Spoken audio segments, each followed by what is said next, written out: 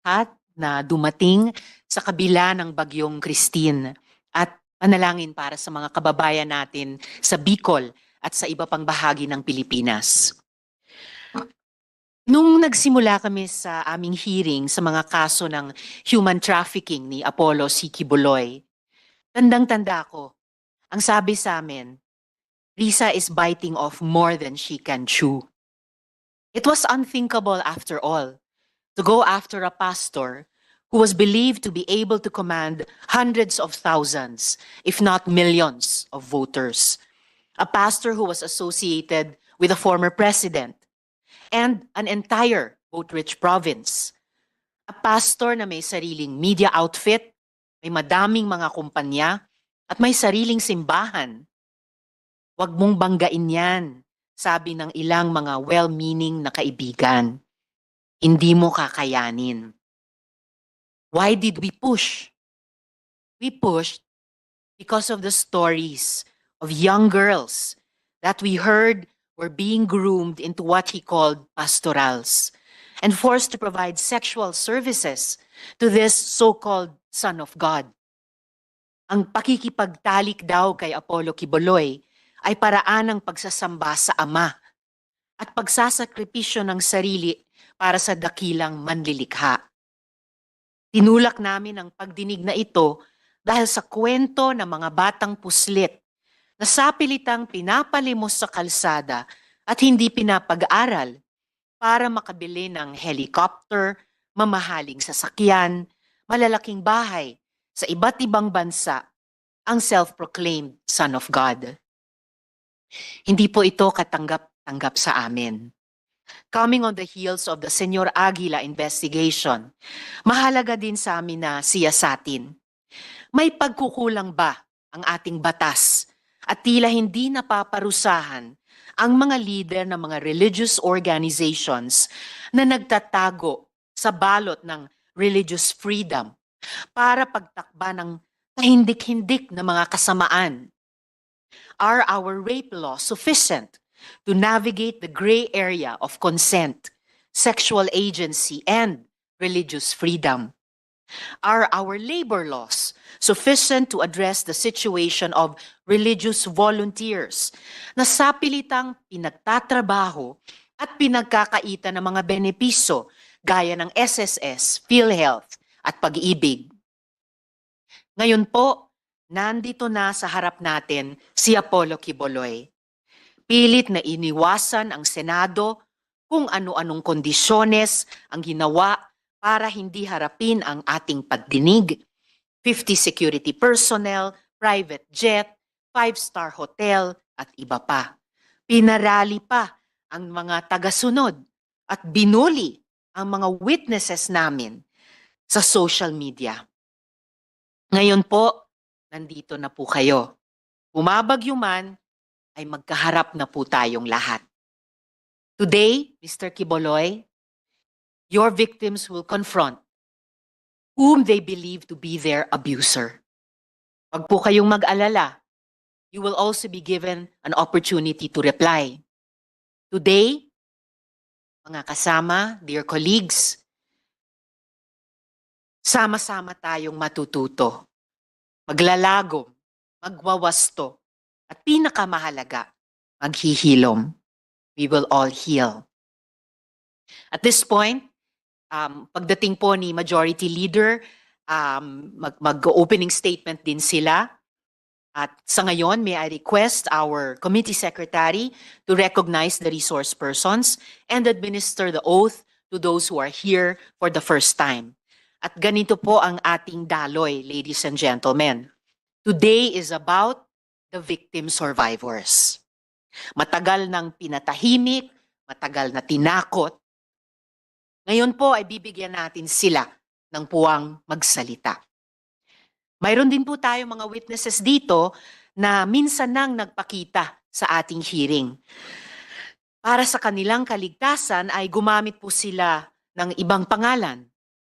Kung ano-ano ang nadinig galing sa mga taga-KOJC. Kesyo daw, duwag, ayaw magpakita ng mukha. Ngayon po, magpapakita na ng mukha at buong pagkakilanlan sina Yulia Tartova, na kilalang alias Sofia, Edward Ablaza Masayon, na kilalang alias Jackson, at Joar Martinet Olimba, na kilalang alias Jerome. So, COMSEC, pakikilalanin muna yung ating resource persons at panumpain yung hindi pa nakapag-sumpa. Good morning po, Senator Ontiveros.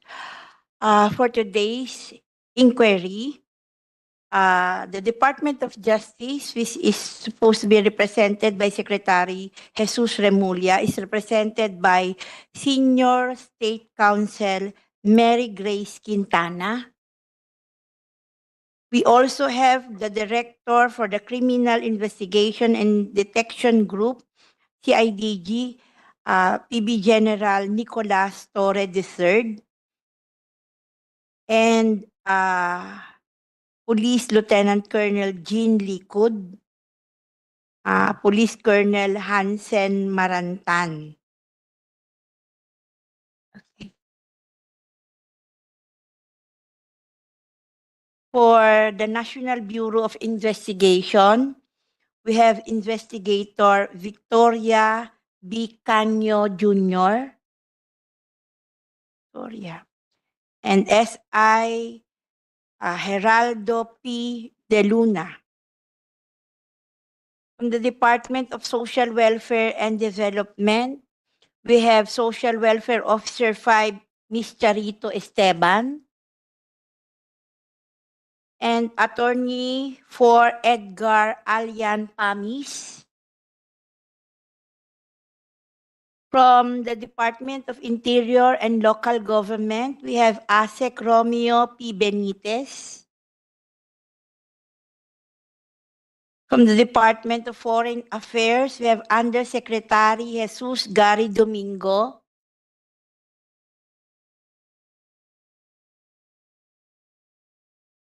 We have Secretary Enrique Manalo.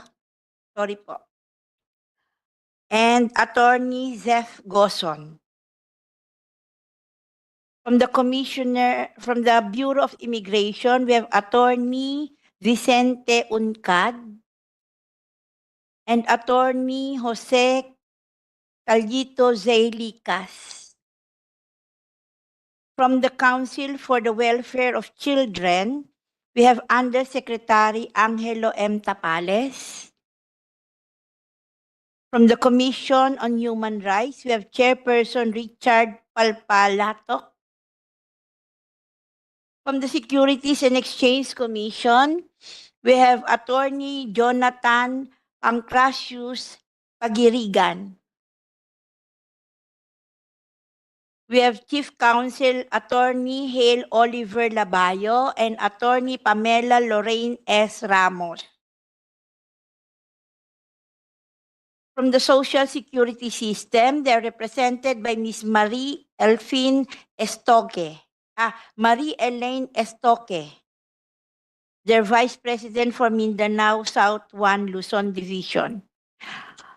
And Ms. Irene Laksamana, as well as Ms. Alnora Presbitero, Ms. Elaine Perucho, Attorney Joseph Desuña.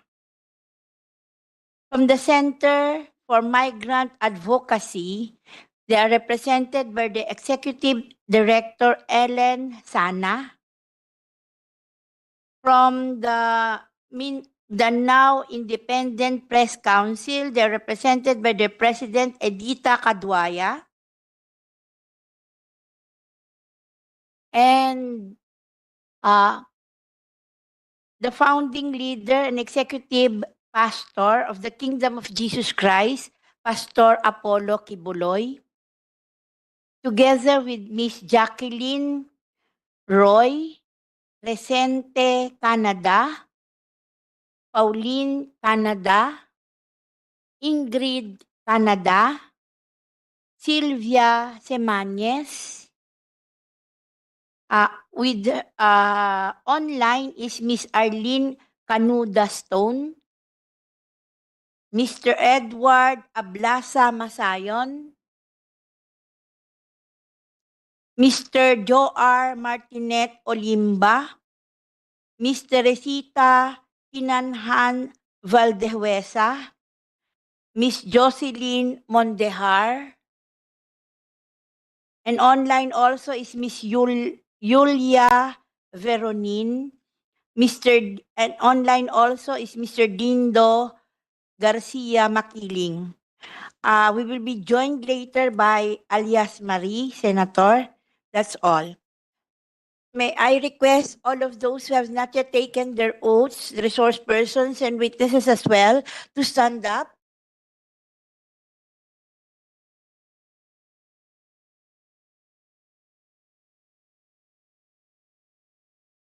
And please raise your right hand.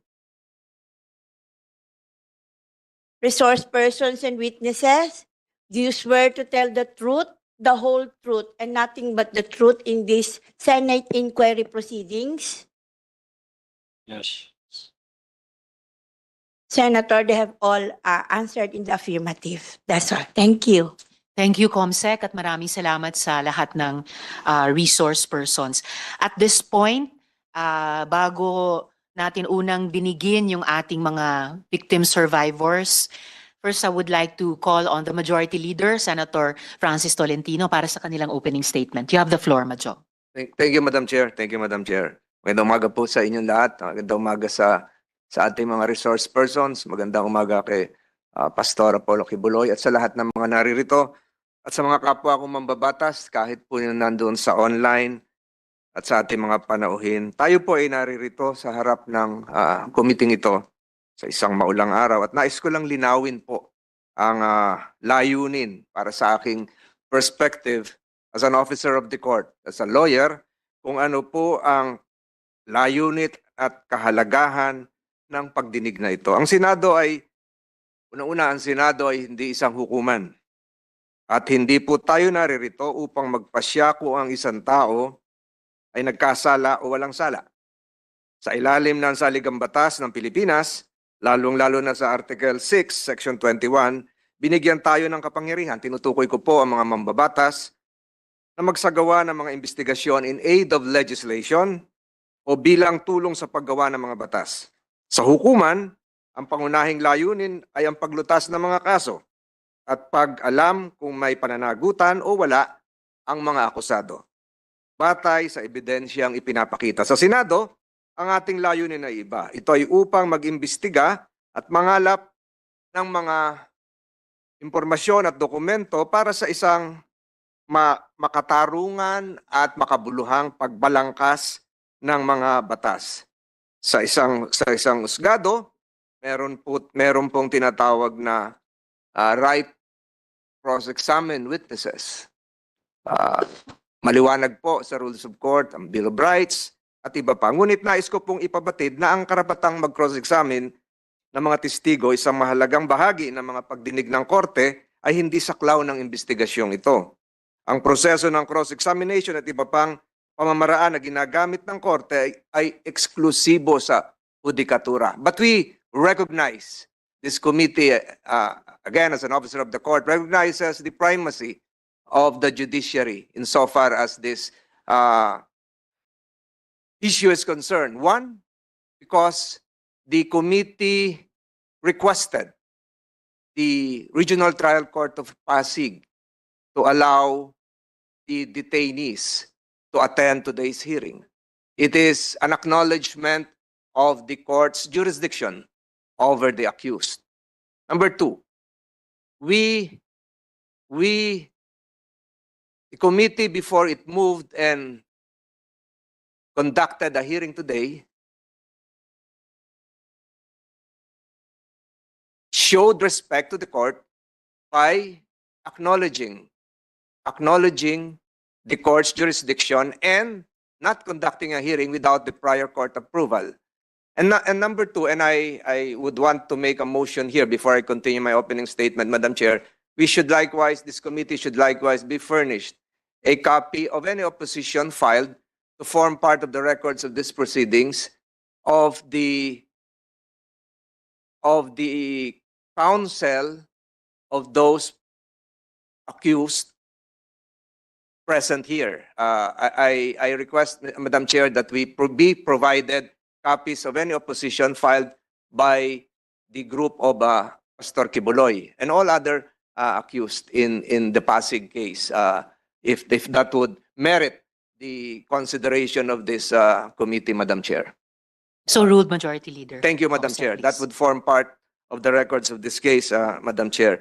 And again, I reiterate what I've been saying here. Ang atin pong ginagawa ay hindi po para maghusga ng innocence or guilt ng mga akusado sa isang kaso. Subalit, nais po rin nating bigyan diin na napakaraming desisyon ng Korte Suprema, simula pa lang nung Arnold versus Nazareno, 1950, na binigyan diin ng Korte Suprema ang kapangyarihan ng Senado na mag-imbita at magpatawag ng mga saksi, resource persons, para linawin ang paggawa ng batas. At kaya po tayo merong pagdinig ngayon. Subalit, nais ko pong hilingin sa lahat na during these proceedings, we show utmost respect and consideration to all persons here present, whether accuser or accused. Ang Senado po should remain as a bastion of dignity.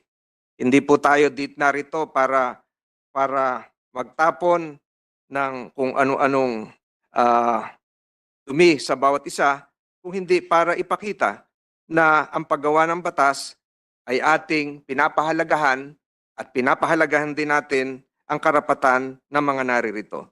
Sa hukuman, meron silang, ulitin ko, meron silang karapatan na magsalita ang abogado. Dito po ay hindi. Let me ask the committee and all my colleagues here, whether present physically or virtually, to assure all of those listening that under our rules, all resource persons will be treated with respect and afforded fair treatment. And that this institution, as I've said, will always pride itself in upholding the principles of fairness and transparency. However, if there are legal matters against you, it must be addressed in the proper judicial forum, not here. In summary, while we have the authority to compel testimony in aid of legislation, any allegations or charges will have to be resolved in the court of law. And I'm now referring to the Regional Trial Court of Pasig. Madam Chair, let us always be reminded that we have a constitution. We have a living constitution, and that the constitution should stand as our unwavering shield, protecting the rights of all, whether accused or accuser, in ensuring that justice is served without discrimination and with fairness and equality. Sana po sa pagdinig na ito, makagawa tayo ng nararapat na pagbabago sa batas, and I'm referring to the Human Trafficking Act, the elements of which we cannot change because we're bound, Secretary Manalo is here, by the Palermo Convention. Perhaps the penalties would be increased, but just the same, this hearing is required of us as part of the complexities of governance that would require us to listen to various voices, even those embroiled in legal challenges and scrutiny.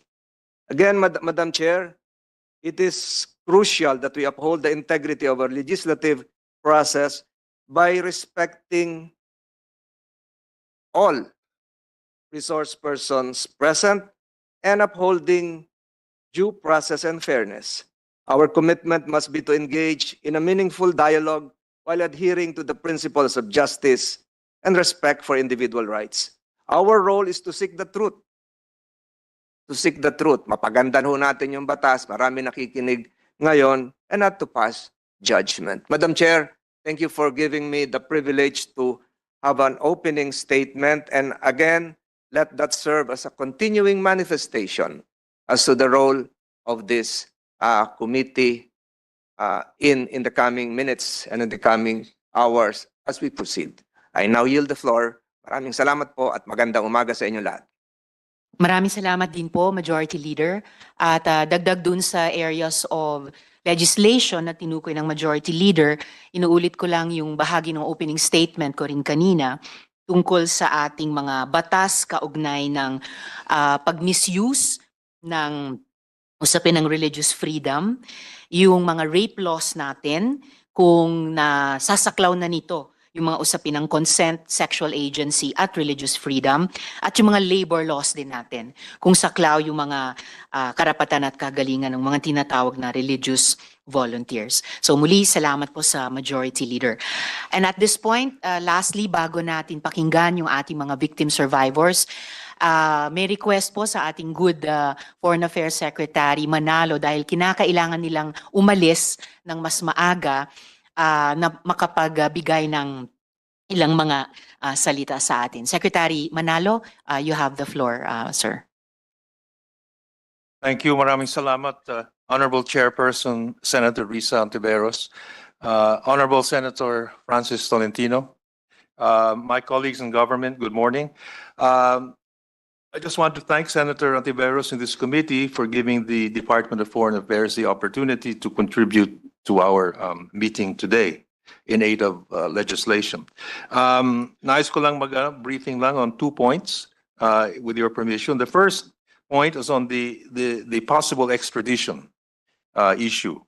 And as you know, the Philippines has an extradition treaty with the United States of America. I wish to report that as of this date, the Department of Foreign Affairs has not received a formal extradition request from the United States. Doon po sa isang issue din, I want to focus on the request for assistance by any Filipino nationals in the United States who may have been victims of human trafficking in relation to this case. As of this date, none of our foreign service posts in the United States have reported receiving any request for assistance. Madam Chair, the DFA is ready to assist in providing any information that we may receive from this date relevant to the to today's legislative inquiry. And I'm also being joined today by Undersecretary Jose Domingo, who can add any input if needed for this morning. Thank you. Thank you very much, Secretary Manalo. Yes, would you, Sec Domingo, like to briefly add anything to these 2 updates on the formal request for extradition and the request for assistance? Okay, thank you, Madam Chair, Senator Tolentino. Yes, as Secretary Manalo has mentioned, that we have not yet received a formal request, but we are standing by. We have also not received any request with regard to trafficking, with assistance with respect to the human trafficking. But all our foreign service posts and all our offices in the Department of Foreign Affairs stand ready. And we have been in informal consultation and communications with our sister agencies in government. Thank you, Madam. Thank you also, Yusek Domingo. The Majority Leader would like Just to one interject. quick follow-up question, address either the Secretary Manalo or Yusek Domingo. I have here in my possession in front of me our extradition treaty signed November 13, 1994, which I believe should be read alongside Presidential Decree 1069.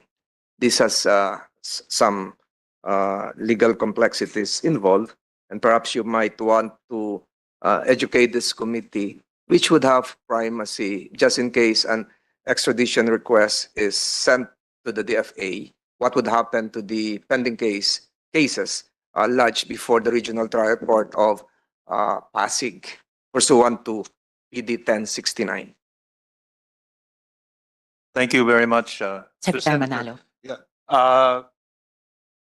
If I could first give a very general answer, and then of course on any specifics that might arise in the event that we receive a formal extradition request. Just to say, if we do receive a formal request, we will, the DFA will of course study it and see if it is consistent with the agreed procedure pertaining to extradition. And here's where PD 1069 would also come in. So we would have to study that. And then after, if we are satisfied with the request, we will of course refer it to the Department of Justice for relevant action. So in other words, we will still have to study any extradition request if received. Perhaps later, it's quite a detailed approach, pero yun ang general approach if we do receive such a request. Thank you. One quick follow-up, just to remind the officials of Department of Foreign Affairs as well as councils present here. Anything that would transpire and would come out of these proceedings under oath would be recorded. And pursuant to existing extradition rules, any request to have any transcripts coming out of these proceedings would have to be coursed through the DFA. Kayo po ang magpapadala nito mula sa committee ito papunta kung saan man. So you should be aware of that, and the lawyers here present should be aware of that, because this would trigger some concerns involving civil rights or individual rights. So just be aware of that, and I suggest, Madam Chair, that the DFA should stay here till the conclusion of the investigation proceedings, to be physically present. But that's what I'm saying. Thank you, Madam Chair. Thank you, Majority Leader.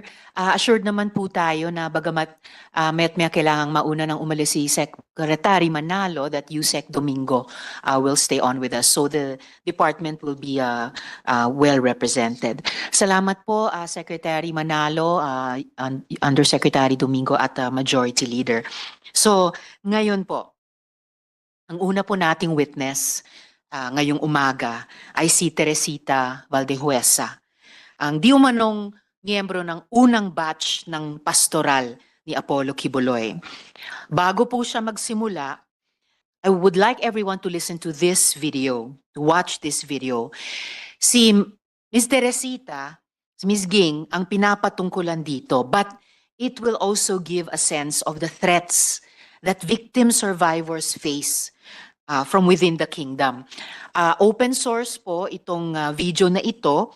In fact, galing sa public channel ni Pastor dati. So, ipe-play na po natin ngayon para mapanood nating lahat.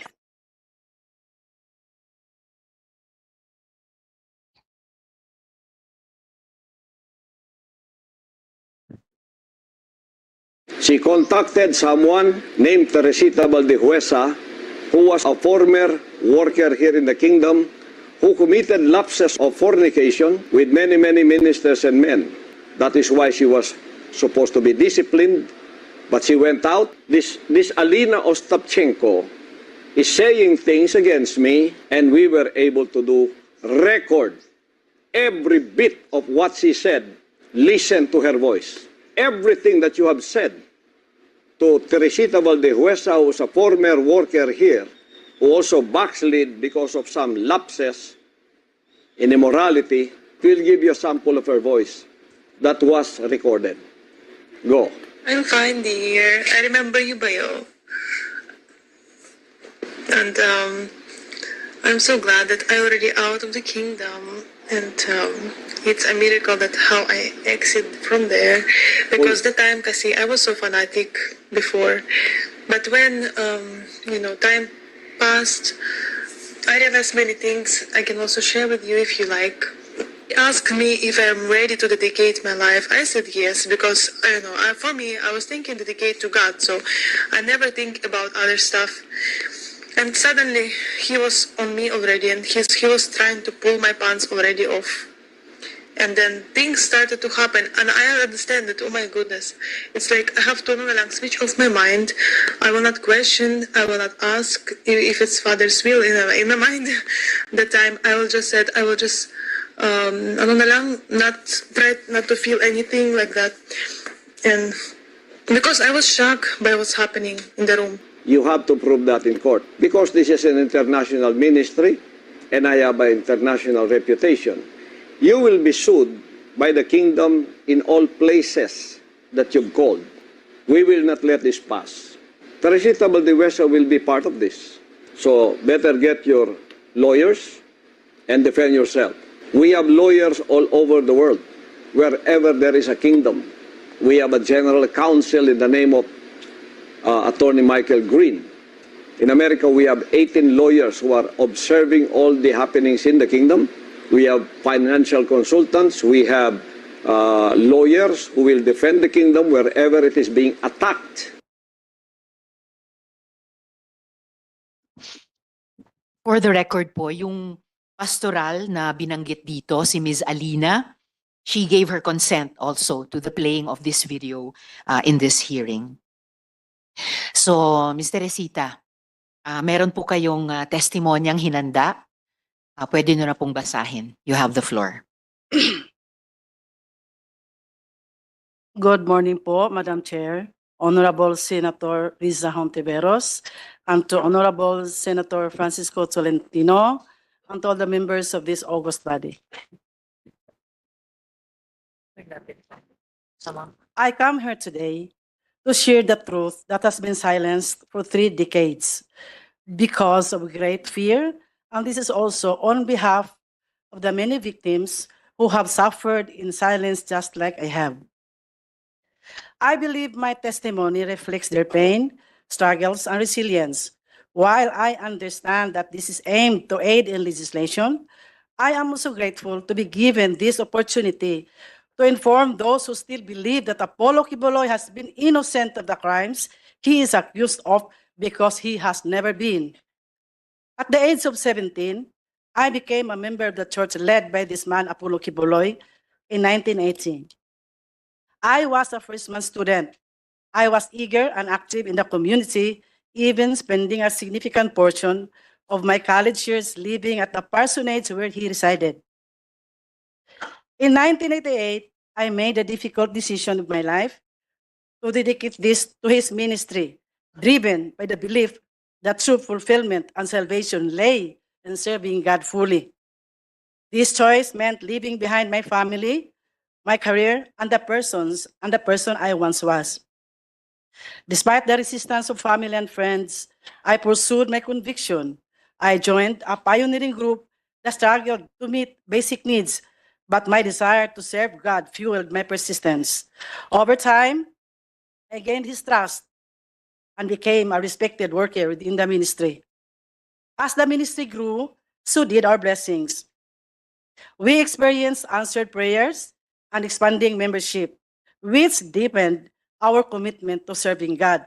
Apollo C. Quibuloy, whom I revered, was considered as God anointed, and his words held absolute authority.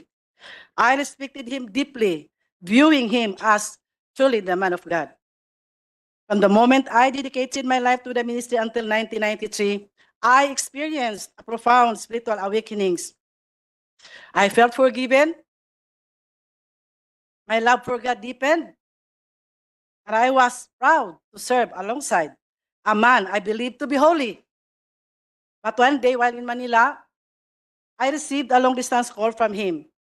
He informed me that he had received a divine revelation intended for me and instructed me to travel to Cebu, where he would share this important message.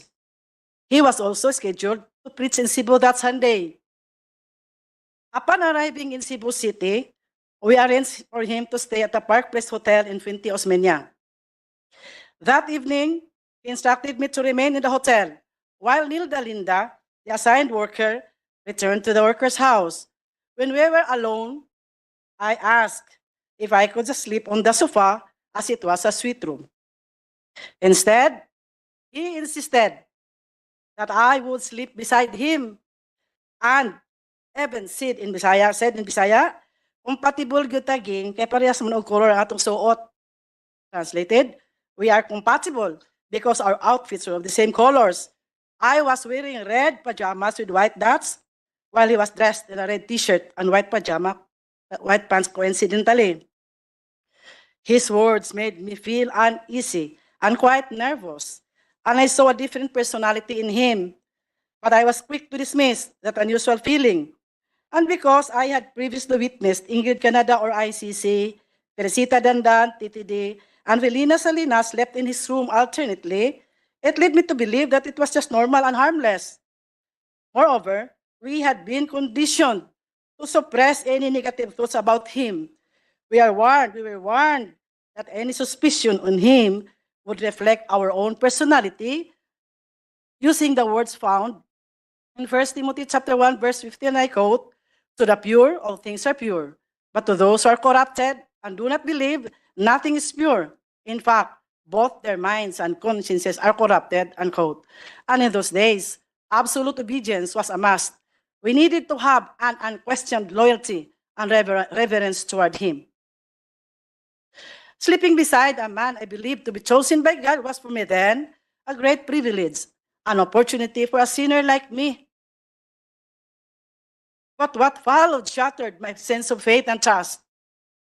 Without a word, after turning off the light, he embraced me, undressed me, and violated me with his lustful act, and left me in shock and speechless. He then said, "This is the fulfillment of God's revelation." He explained that God had revealed to him that I was to partake in God's life through him by surrendering my body, soul, and spirit. He also mentioned that other girls would go through him in a similar manner. His words were strange, but I was too shocked to respond. The following day after that Sunday worship service, Apollo C. Quibuloy left for Manila, while I was left to carry on with my duties, including organizing carolers for our annual fundraising. Confusion consumed me. I felt betrayed by my faith, by him, and even perhaps by myself. I began questioning whether what had happened was indeed God's will or simply a gross abuse of power. When I returned to Manila, I was once again instructed to sleep in his room. Fear gripped me, but defying the anointing of God was unthinkable. We had been taught that such disobedience would invite a curse. The next morning, he asked if I understood God's revelation. I remained silent, unable to process what had happened. He then referenced me to Philippians chapter 2, verses 6 to 12, explaining that just as Jesus humbled himself and obeyed God, even to the point of death, so he too must obey God's will by partaking in carnal things. He claimed this was necessary for him to understand the human experience and to fully empathize with others. He even told me that he had also been reluctant to accept God's revelation, but as God's chosen one, he had no choice but to act on it. I was more confused with his explanation, but I could not complain. I wanted to go out from the ministry, but I lacked courage. I did not know where to ask help. I had cut all the bridges behind my life, and I could hardly go back because it would mean starting all over again. My family was poor, and I had no connections. My option was to stay because I was still bothered with what if it was indeed God's will? December of the same year was an escape for me. Caroling as one of our sources of funds, and which had been participated in by every member of the ministry all over the country, became my excuse of staying away from the worker's house in Manila where he stayed. In January 1994, I was in his room with Ingrid Canada, the international coordinator of the church, President Dan, the national administrator for the church in the Philippines, and Felina Salinas, his personal assistant. During that... Miss Teresita, before you continue po, yung nabanggit nyo ng 2 beses, Ingrid Canada, nandito po ba siya sa harapan ninyo? Yes, katabi po siya ni Mr. Quibuloy. Sila po, yung nagtaas ng kamay. All right, salamat po. Please proceed, Miss Teresita.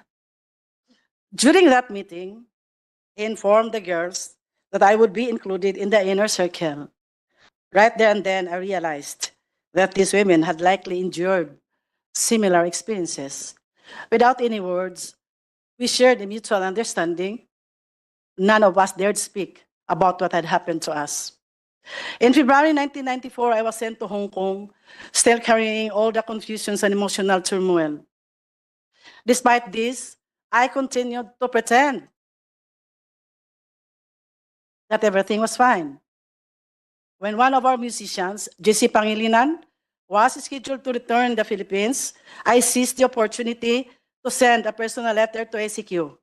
In that letter, I poured out my feelings, openly expressing my emotional distress. I was honest about how deeply shocked I was to learn of his life beyond the pulpit.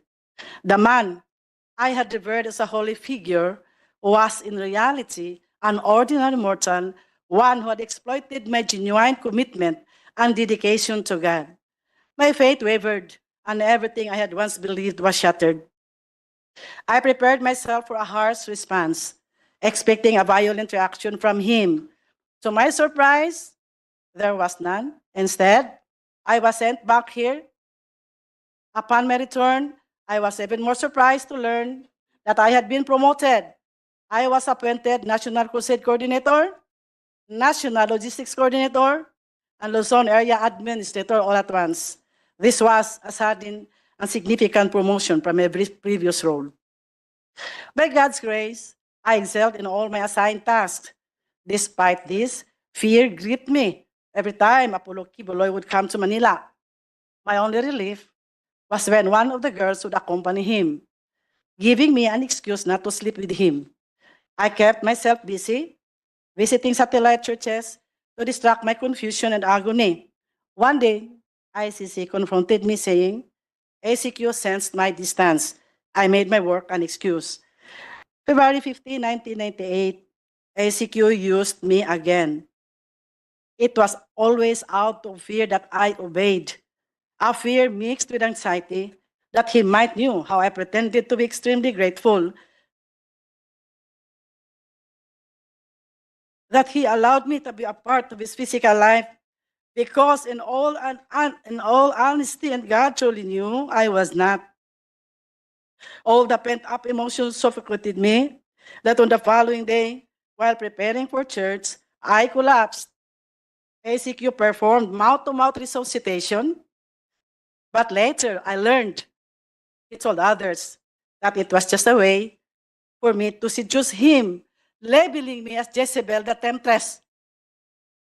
I believe Apollo Carrion Quibuloy understood that I never wanted the life he was trying to impose on me. My decision to dedicate my life to God's service was driven by a sincere desire for spiritual purification from the sins I had committed before becoming a full-time worker. I had only one goal: to live a holy life and ultimately to attain heaven. As the Bible says in Colossians chapter 3, verse 5, I quote, "Put to death, therefore, whatever belongs to your earthly nature, sexual immorality, impurity, lust." But how could I achieve this with the circumstances that I was in? Disobedience and complaints were never an option. Anyone who did so was labeled as carnal, as someone who did not overcome the flesh. Everything was always twisted. One day, ICC said, "Sir has noticed that you've been distant." I made up excuses, trying to avoid the truth.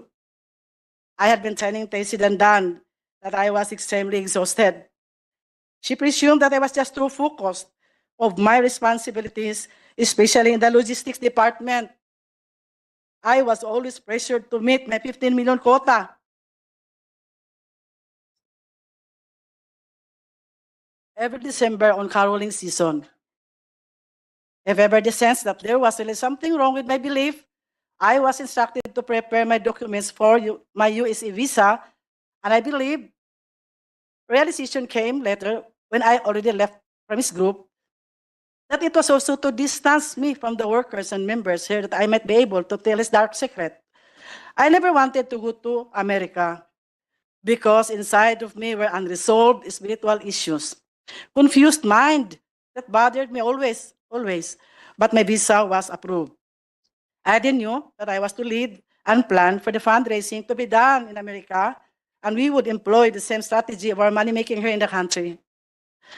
In America, I witnessed the double standard life. What we prohibited in the Philippines, we did them there. We lived in luxury. We toured around. We dined in fine and expensive restaurants. We watched movies. Sky's the limit when they went shopping. I decided to stay in the apartment where the minister and his family lived. Despite the insistence of ICC to stay with them, I refused. I made a lot of excuses. Sapagkat, hindi ko po natin na kaming nasa Amerika ay masyadong nagpakasasa sa paggasta sa pera na masyadong pinaghirapan ng mga kapatiran at ng mga full-time workers. Bilang namuno po sa crusades, evangelism at logistics departments, saksi po ako kung paano nagsakripisyo ang bawat isa para lang makapagbigay sa iba't ibang pangangailangan sa simbahan. Nakita ko na kahit pambili ng bigas ng membro, kailangan sakripisyo pa para lang maibigay sa simbahan kahit gugutumin pa ang mga pamilya. Nasaksihan ko po na kahit last centavo para pamasahe, kailangang ibigay pa rin. Bahala nang maglakad papuntang simbahan ang mga mahihirap na membro. Hindi kinaya ng aking konsensyang double standard life. Maraming workers ang napalo dahil sa panunood na ng sine, pero kami sa Amerika, halos linggo-linggo nanood ng sine, bawal sa amin ito dati. Naghirap ang maraming workers at members sa pagkaruling at pagsulisit sa bawat tao sa lahat ng dako dito sa ating bansa. May namatay, may na-aksidente, may nakulong, may mga na-rape pa na hindi na na-report. Dahil baka hindi paniwalaan at baka makapag-fasting pa dahil may kasalanan na itinago, kaya napahintulutang nangyari. Lahat may kota, di ba? Napakasakit po sa damdamin ko dahil ako po ang namuno sa mga fundraisings. After December season, ang mga members kailangang magtinda ng mga kakanin para maibigay sa mga pledges for Alay kay Kristo, building funds, love offerings, television pledges, tithes and others. And when they could not provide for their own foods, they would just resort to fasting. Meron din pa akong quota, 10 to 15 million pesos to raise in the month of December alone. I organized the carolers nationwide to meet my quota. We recruited and trafficked our young people from Mindanao and Visayas to carol in the provinces of Luzon and in the national capital region cities. Marami pong estudyante na Nobyembre pa lang kailangan nang mag-absent sa paralan at ang iba hindi na nakabalik sa pag-aaral dahil inuna ang simbahan, inuna ang pagkaroling, inuna ang paghanap ng pera. But nobody questioned where our income was spent. Sa mga buwan ng Pebrero hanggang Oktubre, ang ibang workers na nasa logistics department kailangan mag-solicit na naman throughout the country using the permits of the different associations. Pag-asa ng buhay, Children's Way Foundation, tulong sa may kapansanan, handog ng pagmamahal, pagdamay sa dukha, Shivers for Christ.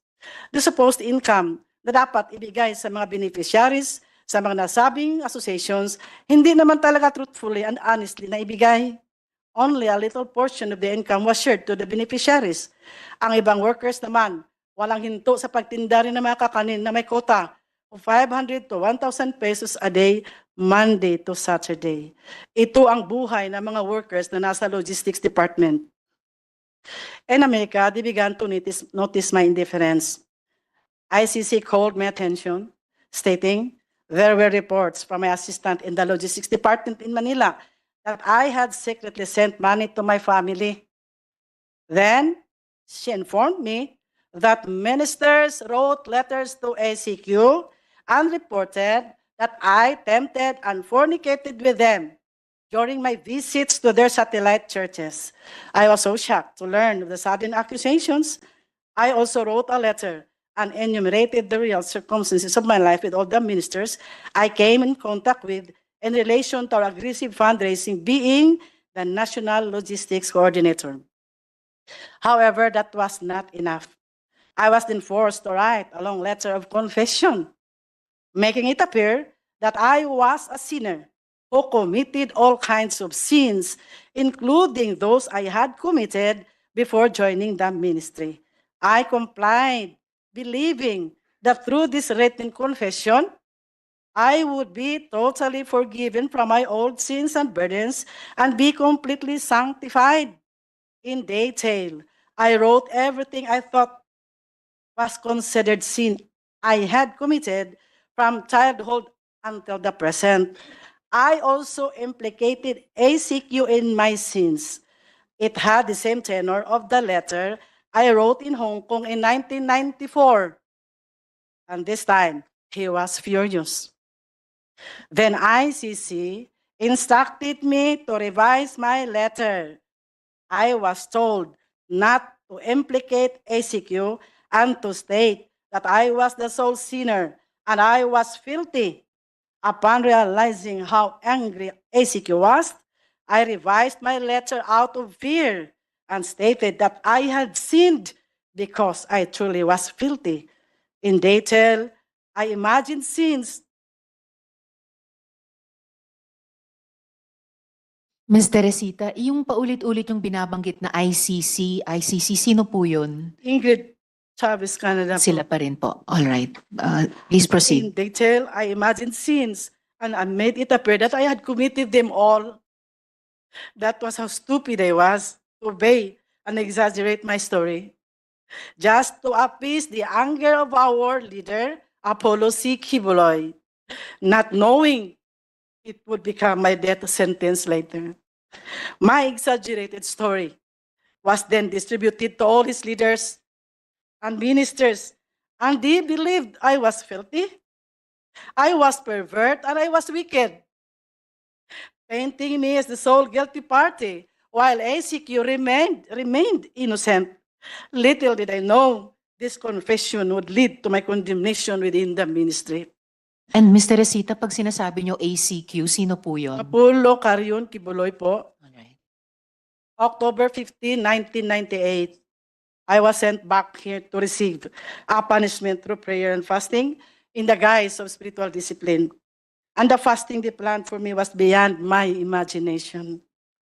It took me 7 months to suffer hunger and isolation in the mountain of Tamayong in Kalinan, Davao City. They placed me in a small, dark, elevated room beside a kitchen, separated only by a mat and walls. My bed was rough, made of uneven slabs, with exposed nails pressing into my back as I slept. I woke up this morning in pain, with no beddings, and the cold October nights left me shivering. I requested a blanket and a mat, but I was denied. Every day from 8 to 5 p.m., I followed a strict routine, regardless of the weather, enduring hunger and isolation. No one allowed near me, as I was labeled filthy and deserving of this punishment. Members were forbidden to speak to me. I was physically very weak and so depressed. I prayed that God would just take my life. Ilang beses po ako nanalangin na sana kunin na ako ng Panginoon. I started to question God and wondered if this was truly a divine process or simply human punishment. I asked myself, is this ACQ's way of retaliating because I rejected the life he imposed on me? It felt like vengeance and disguised as spiritual discipline. My only solace came from reading the Word of God from Genesis to Revelation over and over again. Every day was a struggle of faith. I struggled to believe that the process was still the perfect will of God for me.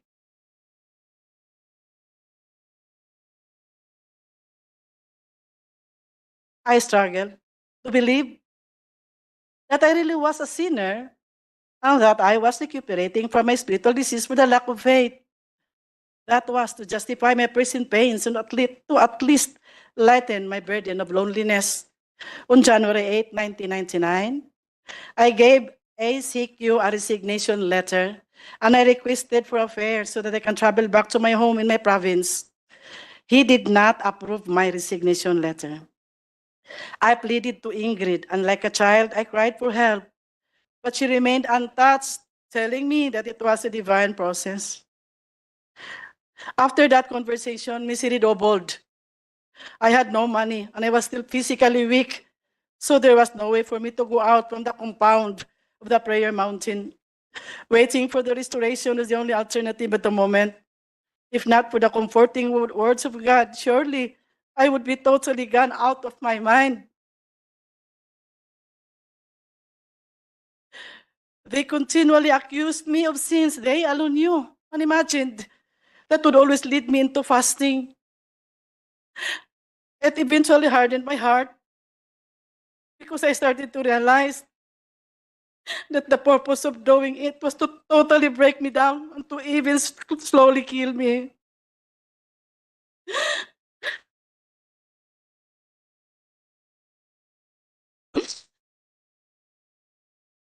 I no longer saw the reason to stay. I submitted my resignation as a full-time volunteer worker for the second time. But Apollo Quibuloy refused it again. A week later, on September 30, 1999, I decided to leave without asking for permission, determined to free myself from his control. It was only when I left out of the group, that I finally clearly understood that the man I had believed to be God's chosen and holy was an impostor, oppressor, and deceiver. He manipulated me using his authority and power as God's anointed. I thank God that he took me out from his bondage, from that ambiguous feeling of fear mingled with so much love and loyalty to my Redeemer, Jesus Christ.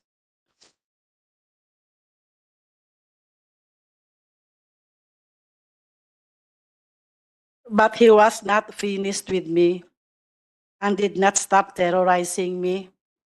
Alex Camia, his personal bodyguard, a full-time worker, once known to be a champion in gun shooting before he joined the group of ACQ, together with his team, kept coming to my place to harass me, serving a fake warrant of arrest to a minister who stayed in my house.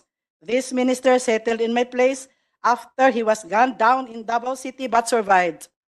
The team of Alice Camia was apprehended, and when investigated, they had several firearms in the car, several plate numbers, and there was also a red plate. The registered owner of the car was Apollo C. Quibuloy. Because of their failure to serve the warrant of arrest, they blamed me for hiding the minister and filed cases against me of obstructing justice and grave misconduct and an act unbecoming of a public official. After that incident, I heard that Alex Camia was the suspect of the murder of an ex-worker who was shot down inside his home, and this ex-worker did not survive. I was scared to death when I heard this news. My option was to remain silent because killing could have actually happened when Camia and his group came to my place. There was also an ex-worker, Elsa Bolivar, who was a senior citizen, a woman shot dead while she was in her garden in Tagum City. I was so hysterical when pictures of her bullet-ridden body were sent to me because she had just visited me in my place before it happened. Fear consumed me and I remained silent. 3 years ago, nagkausap po kami ni Alex Camia. Humingi po siya ng kapatawaran at nagsabi na siya ay nautusan lang po na kailangan din akong iligpit. Pinaniwala po siya na ako ay may malaking kasalanan at ako ay napakasamang babae. Nang tinanong ko kung ano ang aking kasalanan, sinabihan daw siya na tinukso ko raw si Apollo Quibuloy. Nakiapi daw ako sa mga ministro. Narinig naman po ninyo yung sa video. Nakipagtalik daw ako mismo doon sa workers' house at nagnakaw daw ako ng 3 million pesos. He even said in Bisaya, di ba nagtugot man ang Ginoo pagpatay sa dautan? Doesn't God permit the killing of the wicked? Doon ko lang naintindihan na kailangang i-declare ni Apollo Quibuloy sa lahat ng mga workers at members na ako'y makasalanan at napakasamang babae para magiging makatwiran ang lahat ng parusa na binigay sa akin at magiging makatwiran din kung bakit ako kailangang patayin.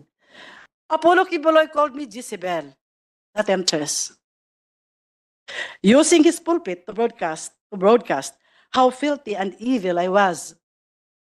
This became a pattern. Kung may mga workers na may alam sa kaniyang buhay, sa sikretong buhay at aalis sa kanyang kingdom, sila ay akusahan na napakaraming kasalanan.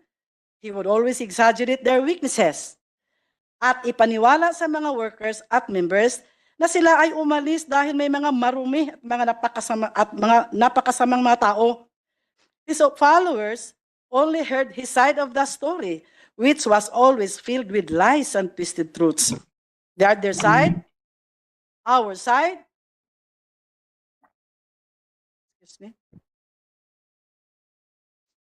was never heard and was never allowed to be heard.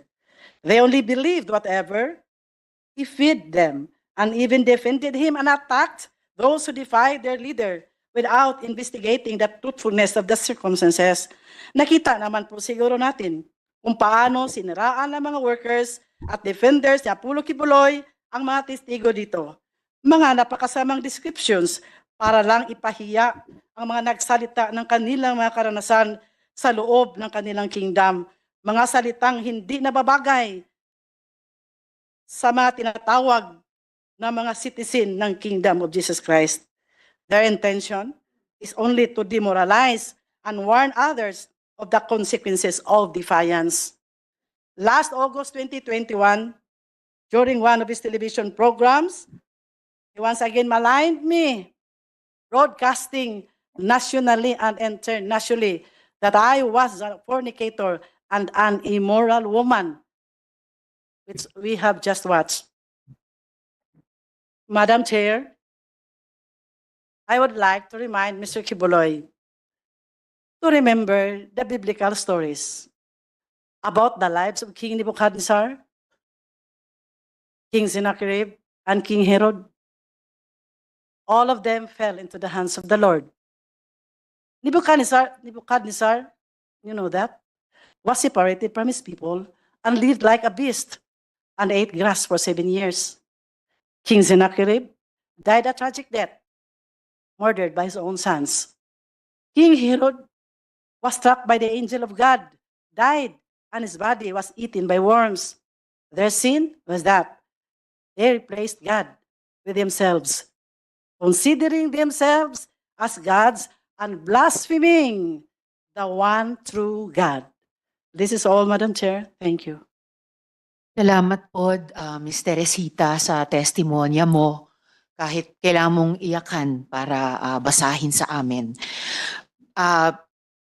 Bago yung isa munang follow-up question ko sa inyo, gusto kong i-acknowledge yung presensya online ni Senator Cynthia Villar. Salamat, Senator Cynthia, sa pagdalo nyo. At ang Minority Leader, Senator Coco Pimentel. Salamat kaayo sa pagdalo. Kung walang opening statement si Senator Coco at si Senator Cynthia, bago yung interjection ni Majority Leader sa Department of Justice, isang mabilis na follow-up question sa ngayon, Ms. Teresita o Ms. Ging, Ate Ging, just for the record, guilty ba kayo dun sa mga krimen na inakusa sa inyo, yung pagnakaw ng 3 million pesos, yung pag-fornicate sa iba pang mga ministro? Guilty ba kayo sa mga iyon? Of course not. All right, salamat kaayo. Majority Leader, for your interjection with the Thank you, DOJ. Madam Chair. Nothing to do with the previous testimony. Magpapaalam po kasi ako kasi magsasalita po ako sa Liga ng mga Barangay and I the minority leader is already here to fill up some legal questions likewise. But Madam Chair, before I leave, gusto ko lang tanungin ang hindi ko kasi nakita kanina, dito pala ang Department of Justice relative to my previous questions answered by the DFA. This is speculative, academic, and purely legal. If wherever if an extradition request is lodged before the DFA, there is under the PD, which I cited before, a process which would necessitate the Department of Justice to file a petition. But that is another court. And that is another court which would constitute as the extradition court here in the Philippines. And if there is going to be an extradition hearing, the purpose is not to determine the guilt or innocence of the accused, but whether they would fall under the ambit of our extradition treaty. Is that correct? Who will answer? Attorney Torribillas or Attorney Quintana? Speculative lang ito. Ano lang to? Senior State Counsel Quintana, I believe, Majority Leader. Yeah. Thank you, Madam Chair. Good morning, sir. Good morning, Madam Chair. Good morning, Your Honor. As to the as to what will happen on, should the Department of Foreign Affairs later on receive a request for the extradition of Mr. Quibuloy and the present criminal cases are filed against him, the Philippines, as a requested state under the Philippines-US extradition treaty, has the option to postpone the filing of the extradition case. In which case, Postpone. only the filing, Your Honor. But is the extradition court would be constituted here in the Philippines? Yes, Your Honor. Not necessarily the court where the hearing is being Yes, conducted. it would be a separate separate proceeding, and as I mentioned, it might be postponed, or we can accept the request and file the case in a separate extradition It case. will not be a criminal court. No, Your Honor. As you correctly pointed out earlier, the extradition court is not there to determine the guilt or innocence of the subject of the request. Thank you, attorney. But my second question is related to the first question and to the previous questions. The extradition shall not be granted under Article 4 when the person sought has been tried, convicted, or acquitted. Tama po ba yun? So pag may pending case na rito at mabilis yung proseso, conviction or acquittal, hindi na siya pwedeng i-extradite. Is that correct? Your Honor, under Article 4, that may be a ground for refusal of the request for extradition, but that in that case, so Your Honor, ang ano po dun, parang in effect parang double jeopardy. But in this instance po, there is no double jeopardy kasi po yung Saying double jeopardy. One of the grounds for refusal would be when there has been a trial, conviction, or acquittal that's explicitly stated under Article 4 prior prosecution. Double jeopardy will not apply because of the concept of dual sovereignty. Am I correct? yes, Your Honor. So, ang tanong ko, mas makakabuti ba na mas mabilis ang trial sa Pasig, which would result in either conviction or acquittal dahil hindi na pwedeng ma-extradite? Sir, it's independent of the request for extradition. So regardless if the criminal cases are terminated, are expedited, it will not affect the extradition request. Siguro, aralin niyo mabuti itong Section 1 ng Article 4. Parang very explicit naman ito. You still have time. Number 3 question, I learned that correct me if I'm wrong, and I'm sure you're following this through news accounts, that the Department of Justice of the United States dismissed the charges against a certain Miss Dueñas. Tama po ba yun? Yes, Your Honor. Yes, and this was just a few weeks ago. Last week, Your Honor. Last week. October 7. So, ang tanong ko rito, and this will probably be a lingering question, what would be the effect of the dismissal of the U.S. cases against, is Dueñas a miss or a male? Ano ba yan? Female? She? Female. Female. What would be the effect of the dismissal of the U.S. cases against Ms. Dueñas to the pending cases of Pastor Quibuloy in the Philippines, since some of the elements would be the same?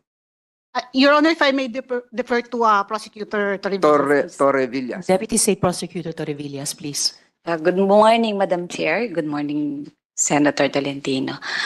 It will not affect the cases pending against Pastor Quibuloy, considering that Ms. Dueñas is not one of the accused in those cases. One of the accused in cases pending before the Regional Trial Court here in Pasig or in the United States Department of Justice? Saan po? Saan jurisdiction? Before the Regional Trial Court of Pasig and Quezon City, Mr. Senator. So it won't affect. Yes. But there is an interrelationship between the elements involved in the U.S. cases and the Philippine cases. Tama po ba yan? And probably I'm not jumping the gun on what the defense counsels were doing. So walang effect. As I've said, this is just speculative. It will not affect the cases pending before the Regional Trial Court of Quezon City and the Regional Trial Court of Pasig because Ms. Dueñas is not one of the accused, neither she one of the witnesses for the prosecution. But some of the defendants in the case pending before the U.S. Department of Justice are likewise defendants, are accused here in the Philippines. And I understand there would be a second hearing come May 20 before the U.S. Department of Justice. Tama po ba yan? I am not aware of that. Okay. So paano naman kung yun ang magkaroon ng ibang desisyon while pending dito sa Pasig and Quezon City yung ibang kaso? Any speculative answer?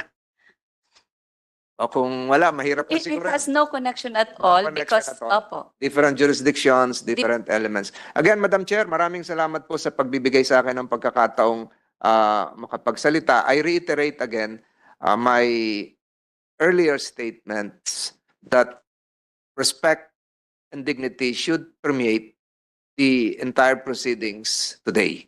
And I hope that the dignity of the Senate through this committee will be enshrined, Madam Chair. Maraming salamat po sa pagkakataong ito at maraming salamat sa mga resource persons natin na dumalo. Magandang umaga po sa inyong lahat. Dagang salamat.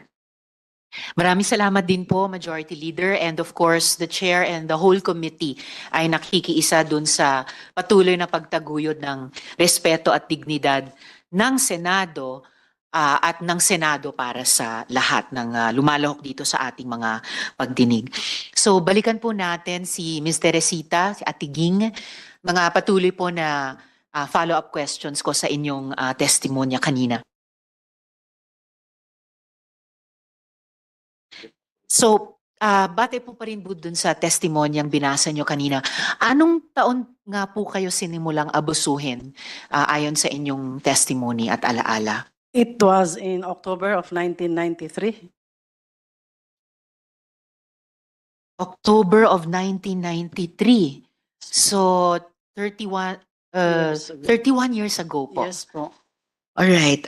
Tapos ulitin ko lang po yung nabalitaan kong fasting o dry fast. So, hindi kayo pinakain, hindi kayo pinainom ng tubig. Ilang araw nga po ba ginawa ito sa inyo? At wala po bang kasamahan ninyo doon na sinubukang tulungan kayo?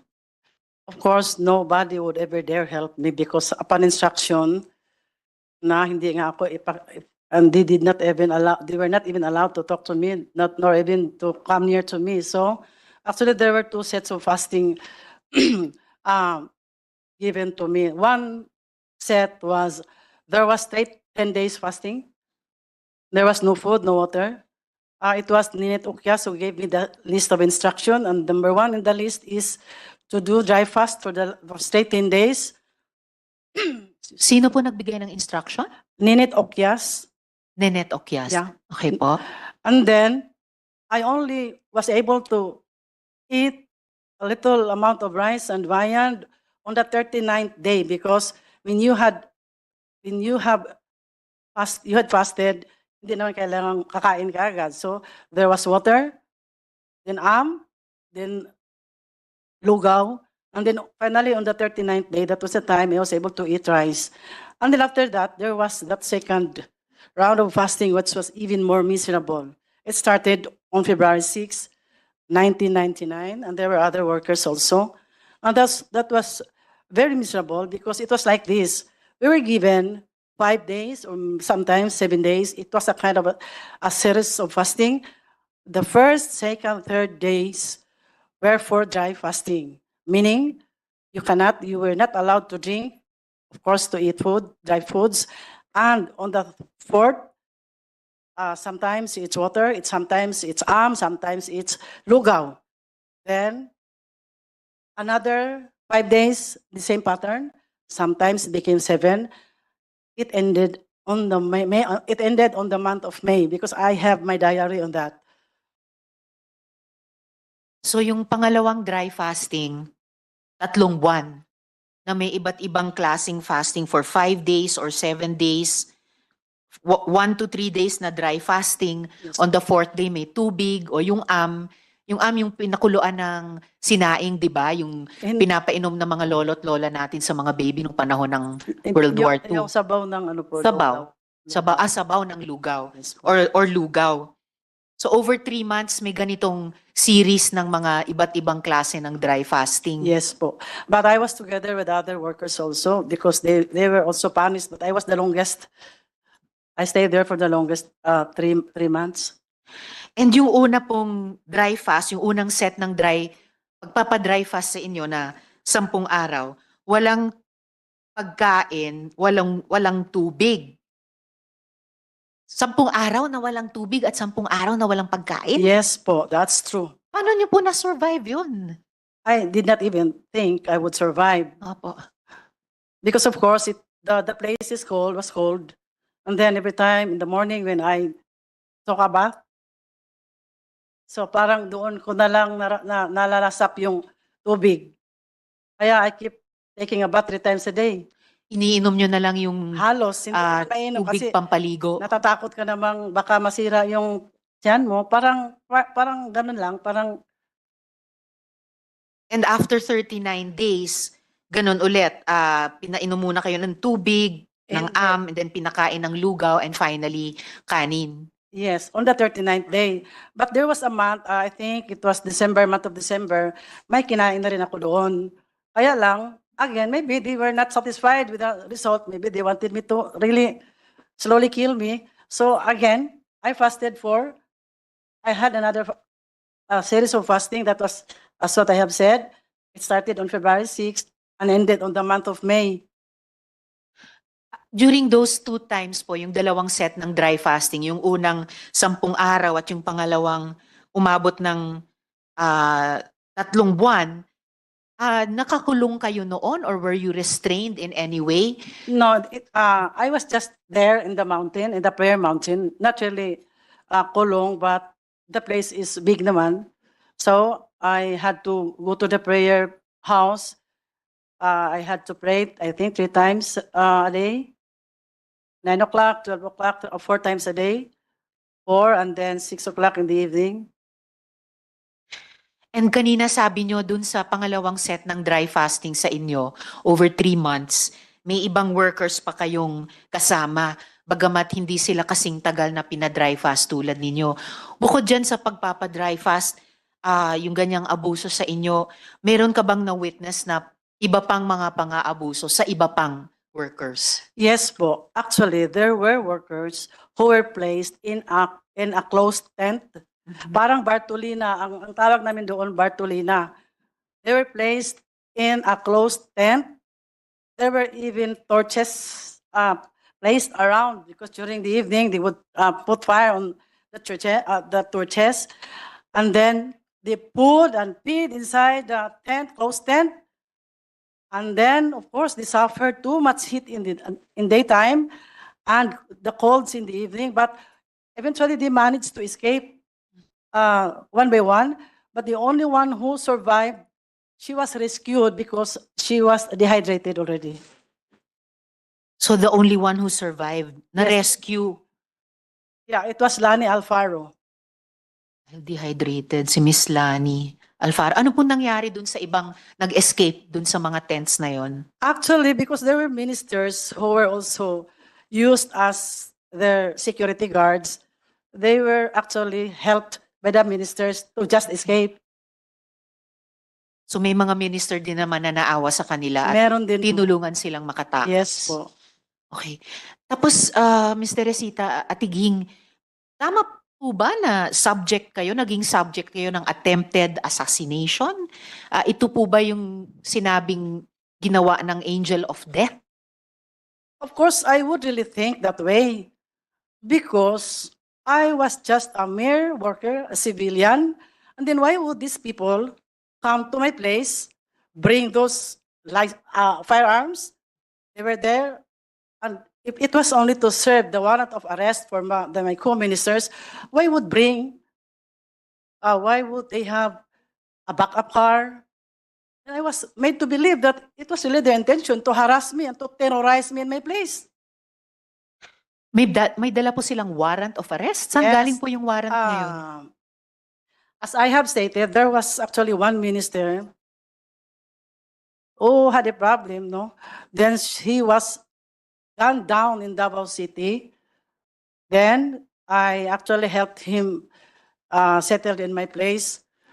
And then Ito po yung He was- nag-survive ng assassination attempt. survived. Then he was served by that warrant of arrest.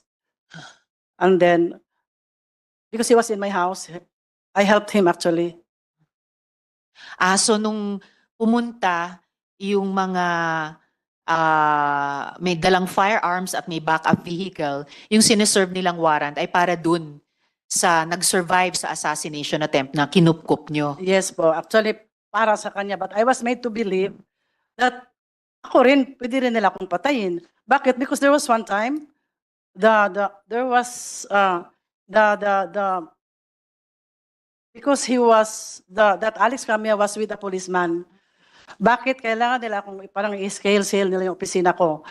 Bakit parang tinitingnan nila kung nasaan ako doon? Kung ang gusto lang talaga, if they really wanted the warrant of arrest to be served with that person, why came to my office? For what? So Yung Alex Camia ay may kasamang pulis o siya mismo ay pulis o PNP? no, he was with a policeman, an official policeman during that time. At saka meron din po siyang kasamang siyempre driver. At saka, because I only learned later that there were two vehicles actually, but during those times, isa lang ang alam ko.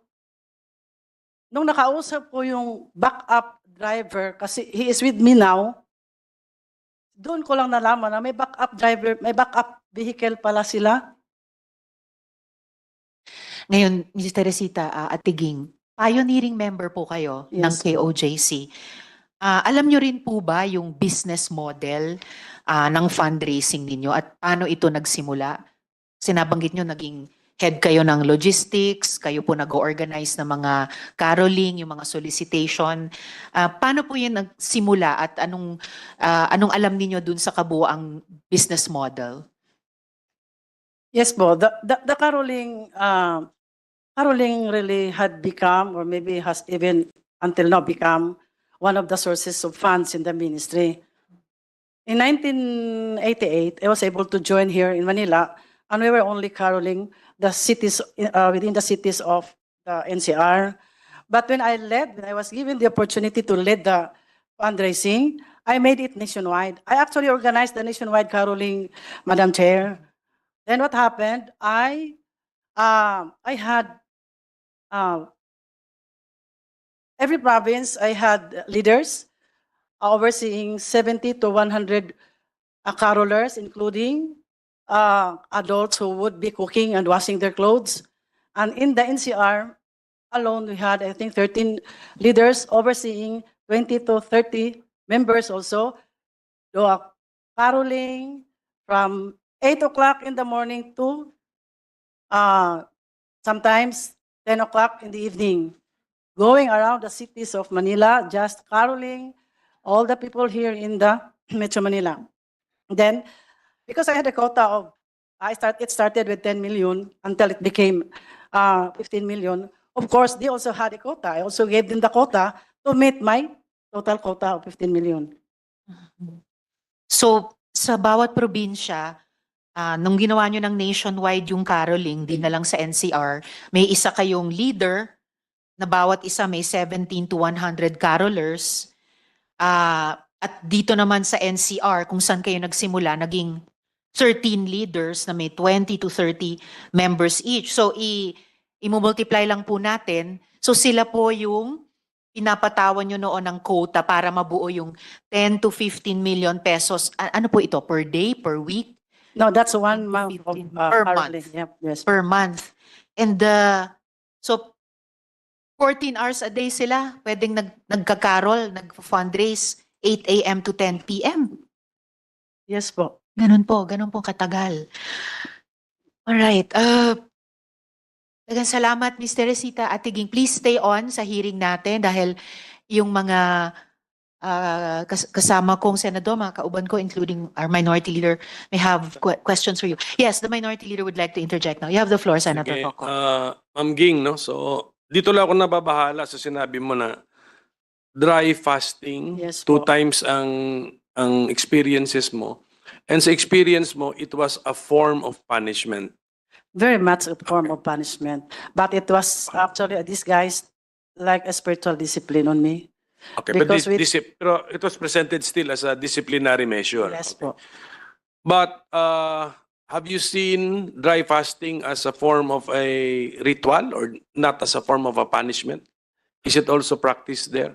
Actually, there were 2 meanings, no? Of course, when we were instructed to do dry fasting, we would always consider it as our sanctification, as our cleansing on us, because we would always believe that we were always made to believe that we were sinners, and we do accept that we were sinners, so we had to go through fasting. In the 2 particular, sa mention mo kasi dalawa, ang particular Yes po. cases, hindi ko na matandaan yung mga months. Pero in your particular case, punishment. At first, I did not consider it as punishment.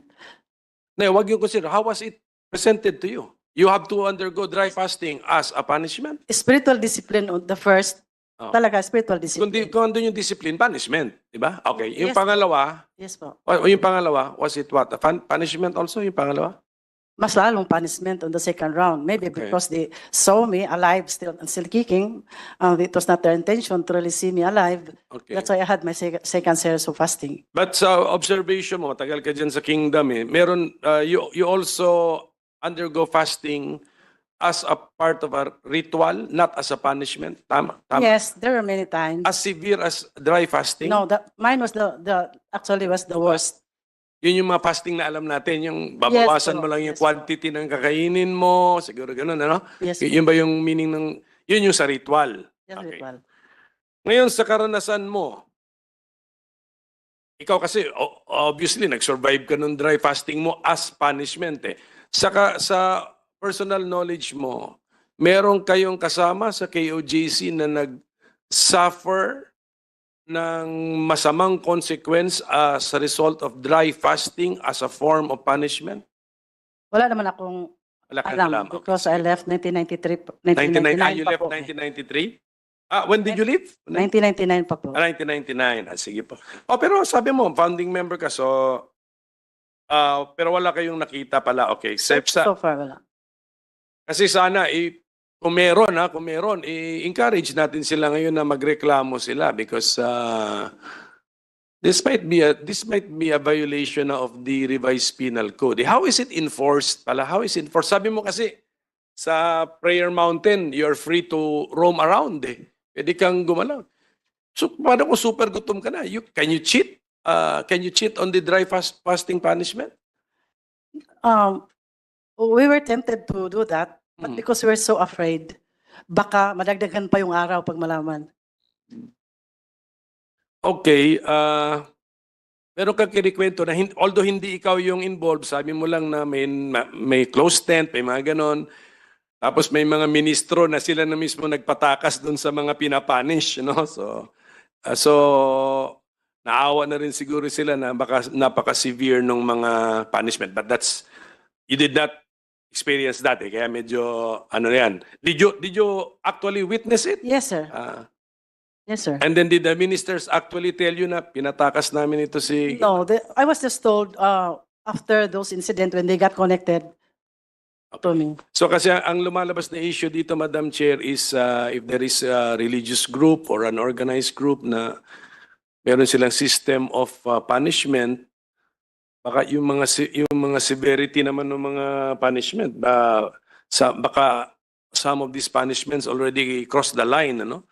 Na they may amount to already violation of the revised penal code. Sige. Thank you, Madam Chair. Thank you also, Minority Leader. So, Mr. Resita, Ate Ging, again, salamat kaayo and please stay on for the rest of our hearing, lalo na kung may ibang mga issues na ma-raise na gusto rin naming itanong sa inyo.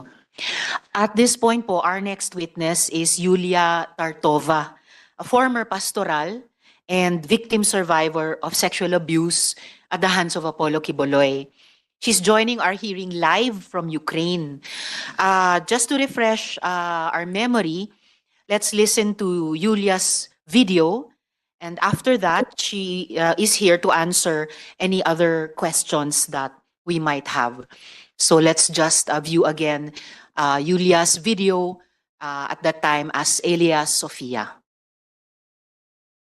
I was about 21 years old. It was the 2014. And where did you stay? I stay in a dorm, like a building, a separate building. And most of the people there was Ukrainian. Tell me how your relationship with Pastor Quibuloy developed or unfolded. At first, our relationship was very good, very warm, very friendly. I didn't feel everything like, oh, he's like me. No, there's nothing about that. And transfer me in one room. I live with the Jack Roy. She's pastoral and one of the closest, like she's very close to pastor. And I live with her in one room. And little by little, some girls like Jack Roy and other girls of pastorals are Filipino. They used to fellowship to me like, are you ready to sacrifice everything to God, to the Father, like pastor? Of course, I already sacrificed. I leave my job, I leave my school, I leave my friends and my parents. I already sacrificed a lot of, so what do you mean? I cannot understand because I already sacrificed and it's the life that I choose and I live and I believe that this is God's way for me. So, and they were just like, even your body you can sacrifice. When he see that there is no Ukrainian girls and I'm alone, so he started more and more to talk to me. Are you want to sacrifice? Are you want to sacrifice everything, even your body? I'm very innocent. I really didn't. Nobody talked to me like straightly that this is what will happen. And I remember that time came, and Atejak came to me in the night, and she said, "I want you to massage pastor's feet before he sleep." When Atejak called me for night to massage him, I didn't think that this is what will happen, even though I was nervous. And she saw that I'm crying, but I'm still do what they want me to do. I take a bath, I put this pajama and I'm crying, I'm scaring, and it's night, and they put me, because I never stay in the pastor alone in the night, in the dark, and I was nervous. It was big room, and before room there is a little room. So Atejak lead me there, and she said, go in pastor's room. And I just stayed in this little room because I was scary and I was crying, and pastor was waiting for me till he realized that I'm not coming, and he by myself went out and pulled me in his room. And I was like scary, and he said like massage my feet here, and then little by little, and I was very nervous, and it was dark, and suddenly he started to move my hands to put on his. He said massage here, and I said, oh my God, okay, and I massage. And after that, little by little, he just turned to me and he removed my clothes. And I even can, because I was very shocked. I was like, I cannot explain because I was nervous. If this is what happened, he just removed my clothes and have. Women below the age of 18 years old, were they also being used? Yeah, I didn't know about this for how many years till before I left Philippines. I heard from other, like, she's very close to Pastor. She grew up with him. She's a senior there, and she's pastoral. And I heard that, oh, you're crying because I always complain about this pastor's ministry. And she said, oh, you're crying that you're pastoral. At least you're mature, but I become a pastoral in 12 years old. This is time when I was like shocked. The next day when I heard this, that become a pastoral and 12 years old, I started to fight with pastor and ask why. Is it normal? Miss Yulia?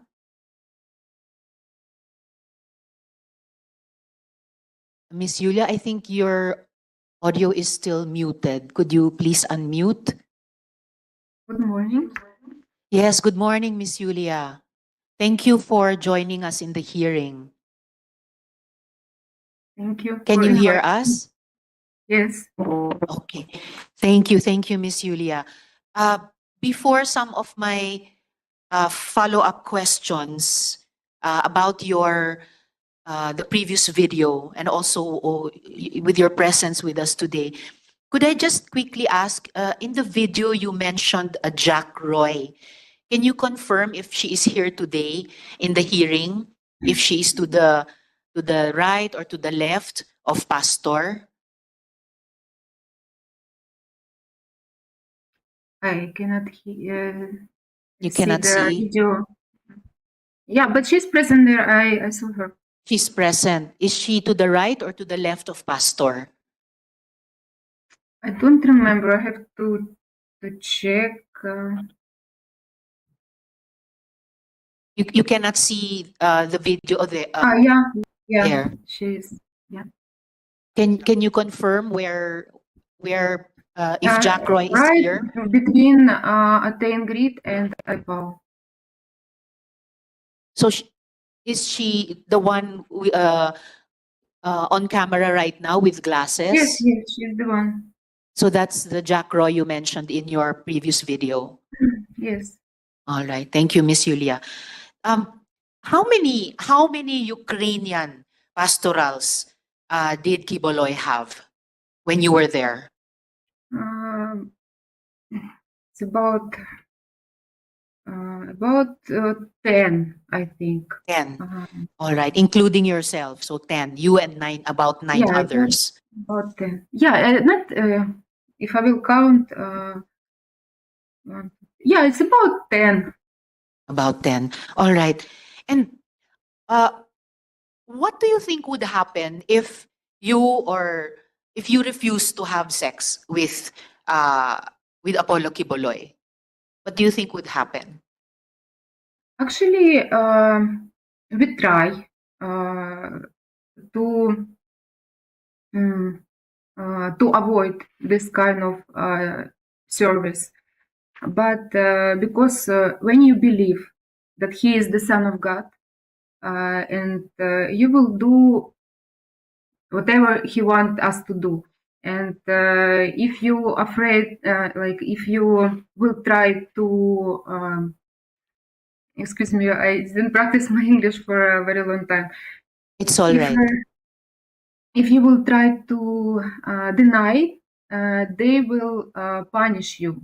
And there is a lot of really psychological instrument that they will use on you. That even one day will not be enough to mention everything. They will punish and call us, scold us for a meeting, and put us in shame.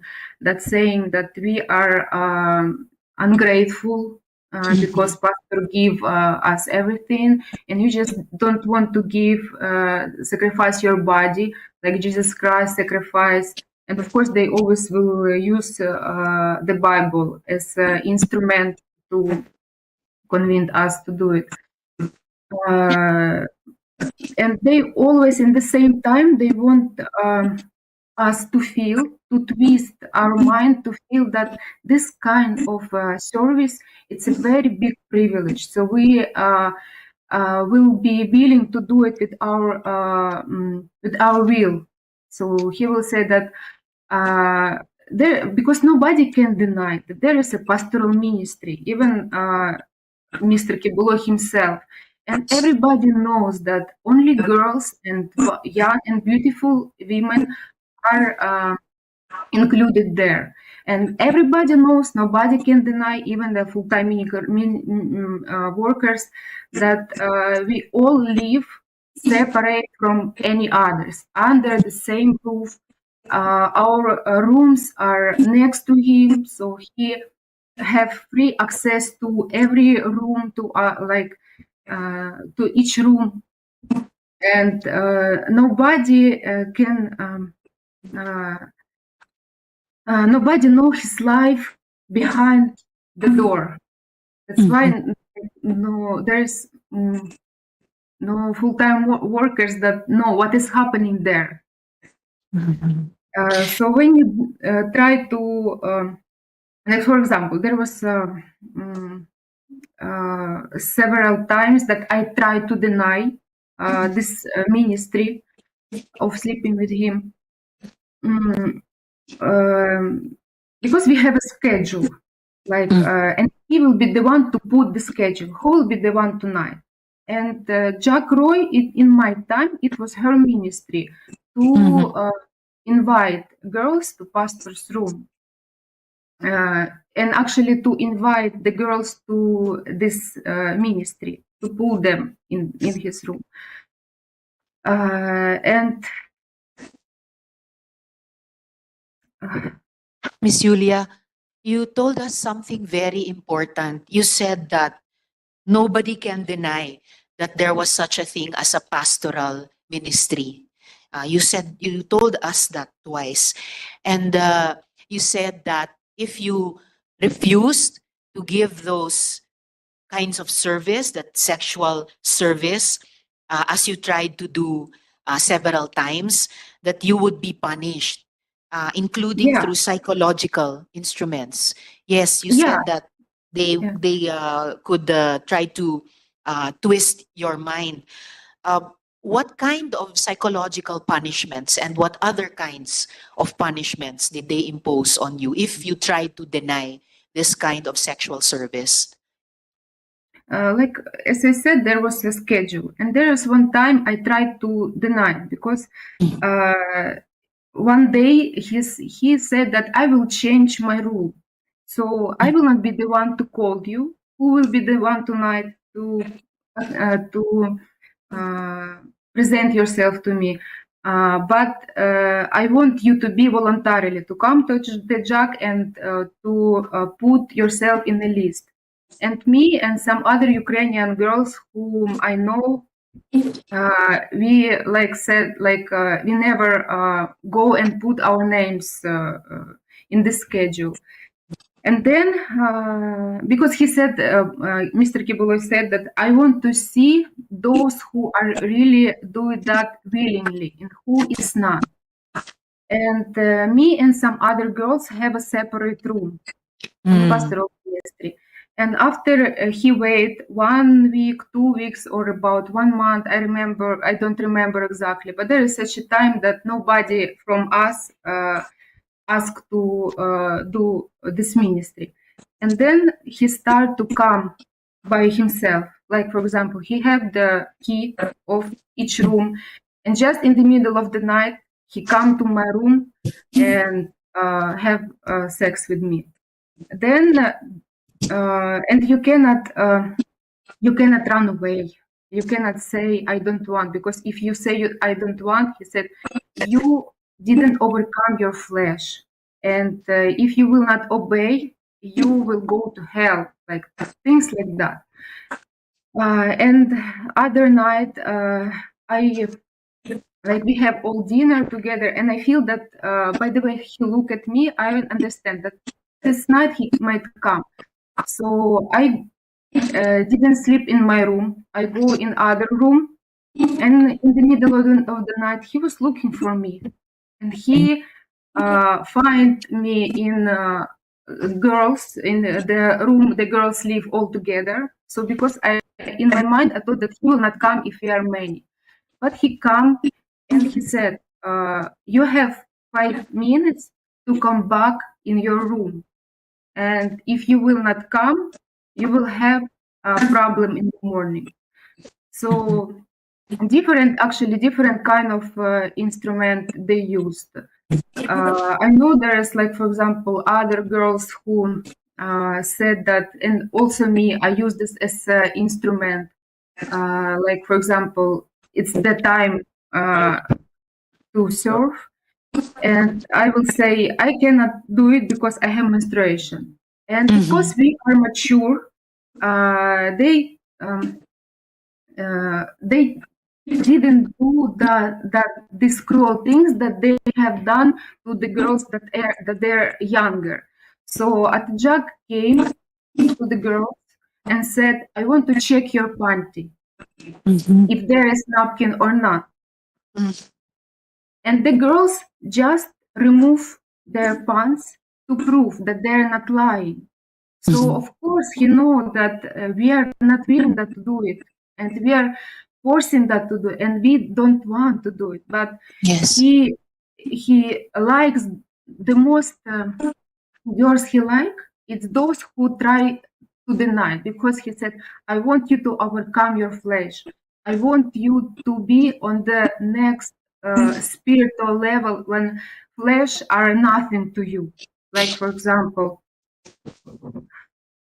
And after all, you said that Pastor had free access to the rooms. He even had keys to the rooms.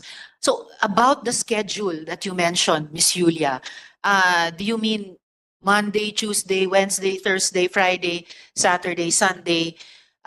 It was a young girl or a young and beautiful woman. No rest day. Every day there was somebody scheduled. Yeah, there's for every night he never stay alone. And all the girls that were living in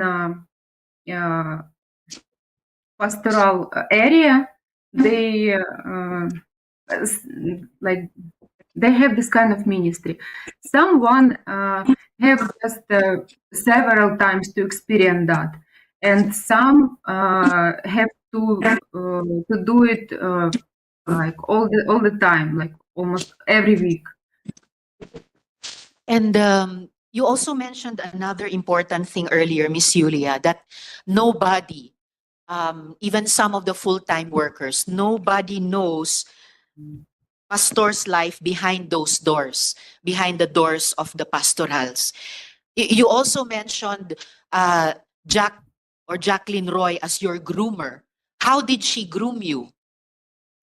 At first, it's a long story, because in order to do it, it's not a very quick way. So I will try to make it short. Yes, like please. When I was in transferred to a pastoral area and I started to live with Atjag, I was very new. I even didn't know English, any word of English. And he was very in hurry to pull me in pastoral to pastoral ministry. And there was one time at the jug, it was night, and she called me and she said like he wants to talk to you. And I came to his room, and he have Russian Bible. He opened Russian Bible, and because he cannot talk to me in English, and he said, "I want you to read this verse in Russian." So I opened this Bible, and there was a verse. I don't know how to say it in English. Translate in English. It's about there's a scripture about to sacrifice your body. And he was trying to ask me, "Are you ready to sacrifice like your body?" And he put his finger on the bed because we were sitting on the chair before the bed, and he showing to the bed, and he started to pull me. And then I was because I was very new and everything that I know about him was good, and I get scared, I get shocked because like in my mind, this is really what he mean by pulling me to the bed, and I run away from the room, and there's a garage in front of Bible school. But in that time there was Sampayan, a big place with a lot of stuff. And I ran away because where I can go? I'm in other country. Where I will go? So I ran away and I hide myself there. And I was just crying because I was thinking how to go home. I get a problem, and who can help me to go out of this? And then when it's already morning, of course, I have to appear where I cannot stay there forever. And when I come back to the room, the Jack was very mad to me. And they said that you run away from him, you don't have any respect to the Son of God. And they like start to let me feel that I'm guilty. And then I guess they realized that it's too early for me. I'm not ready yet. I'm not still not brainwashed that I can do it. So they explained that. They called me again and they said, "You don't worry. This is you," because they saw my reaction. They know that they cannot do it. I will just go away. And they said, "You don't worry. You help me this word. Misunderstood? Yeah, you misunderstood. Oh. He just want to trust try your faith, to know if your motive of coming here are really real." And they again use the verse of the Bible when Abraham sacrificed his son, and he said it was just like what he used to you, and this example. Miss Julia. It comforted me, and I said, "Oh, okay," because and then I again start to think good about him. Then the next level, we have a dinner, like few maybe weeks. Again, the next level, we have a dinner, and I have trauma in my back, and I was just talking like I have pain in my back, and Mr. Quibuloy, he put a joke, as I thought in that time. He said, "Don't worry, I have a healing hand. I will do massage for you, and you will be healed." And I was just laughing or laugh because we thought it's a joke. But when the night came, in the middle of the night, Jack came with pastor to my room, and I was just sleeping. And he said, you said you have back pain? He want to massage you." And I said, no, I'm okay. I was just joking. He said, "Don't worry, just trust, because it's a big privilege if he will pray on you." And I said, okay. And I just lay down. She turned off the light and she go out from the room. And then Mr. Quibuloy came and he started to massage my back. And of course, I didn't feel comfortable, but I also cannot escape. And after that, he started to move his hands lower to my back. And I get scared. I said, "No, I don't have pain there. Please don't do it." And he said, just relax, like things like that. And again, I ran away from the room. Again, I hide. Then the next morning, they spoke me again. Like, he wanted to pray on you. He wanted to heal you, and you just go away. So little by little, really, I cannot mention all, but I want you to get the point Miss that Julia, there is a before lot of trick that they were using. uh, Miss Julia and colleagues, the minority leader has to leave. Salamat kaayo, Senator Coco, for attending. Miss Julia, before my last follow-up question to you at this point, I'd just like to quickly ask Miss Jacqueline Roy. Miss Roy, quickly lang po at this point, narinig nyo yung mga sinabi ni Miss Julia. Do you confirm what she said? Inaamin nyo ba yung mga sinasabi niya na kayo daw ang nag-groom sa kanya para kay Pastor? Good afternoon po, Senator. I want to invoke my right to remain silent, and I'm also invoking my right against self-incrimination since nasa korte na po ito. Salamat po. Alright, babalikan na lang po namin kayo para sa ilan pang mga tanong mamaya. Miss Julia, just for a last question from me at this point. Miss Julia, you sent us a copy of an audio file that came into your possession. Now, noting that the Philippines Republic Act number 9208 as amended grants immunity from liability to a victim of human trafficking who transmits a recording involving a violation of that law, and noting further that this audio file had been also circulating already on the internet, the committee will play this audio file now. So please stay with us, Miss Julia, while we play the audio file. I was about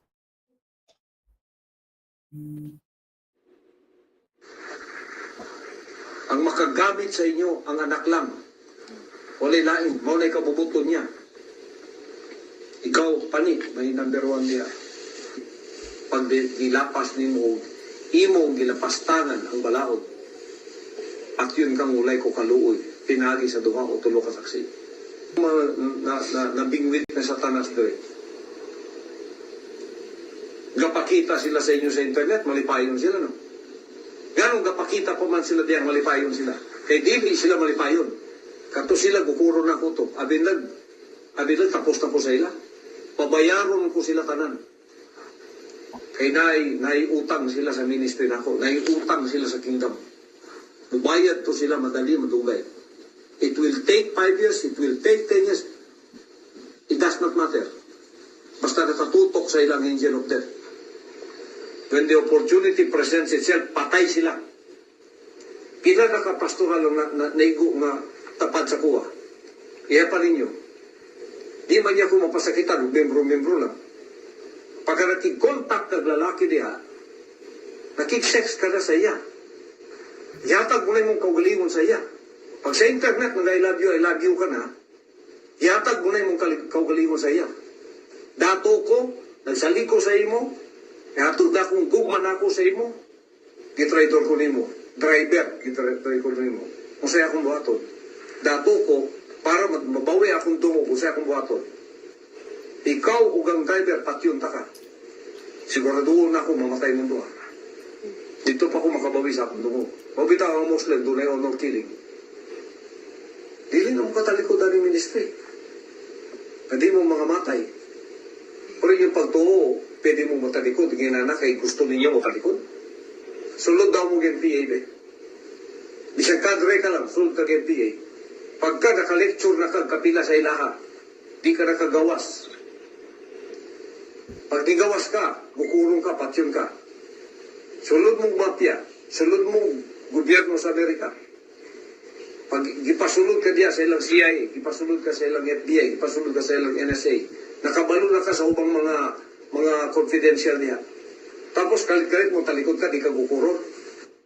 Inani ang commitment na ako sa inyo. Wala na'y makatalikod sa inyo. Wala na'y makatalikod sa inyo. Wala na'y pwede mo traidor sa inyo. Pag nag-traidor mo, na'y magukod sa inyo. Patay jud mo dito. Kapahamakan ang inyong iyantuan. I-implement ko na ito na. Anong unahunaan ninyo na ba? Pakalaluman ninyo ang pangunahuna ninyo sa ministry na ako. May pamilya mo, Ikaw pa ni, may inahan ka tayo, may suon ka. Katuwing suon ni mo. At tinay, imo isuon sa gawas. Kung doon na tanan, wala ibili na na. Hinana ka lalo ang commitment nato dire. Pero nagkik-communicate mong lalaki, pagkatapos mag-report mo sa kuwa dire. Sampang niya mo sa akong balay, ang gusto na ako dire, may yung tumanon. Dili mo pwedeng mutuman dire sa gusto ninyo, nga dili na ako gusto. Kapuyon kung magyod ang animal, anak putang satanas dire ba? May ibog ko ng mga moros, ng mga Muslim. Na yung mga babae sila magpa-prostitute sa ilang mga warriors. Para mawala ng stress. Ina na po ang iyong weakness sa lalaki. Ilabay ninyo na kay di na nakabubutol sa mahan. Kay gi mo na mong pastoral para sa anak lang mo.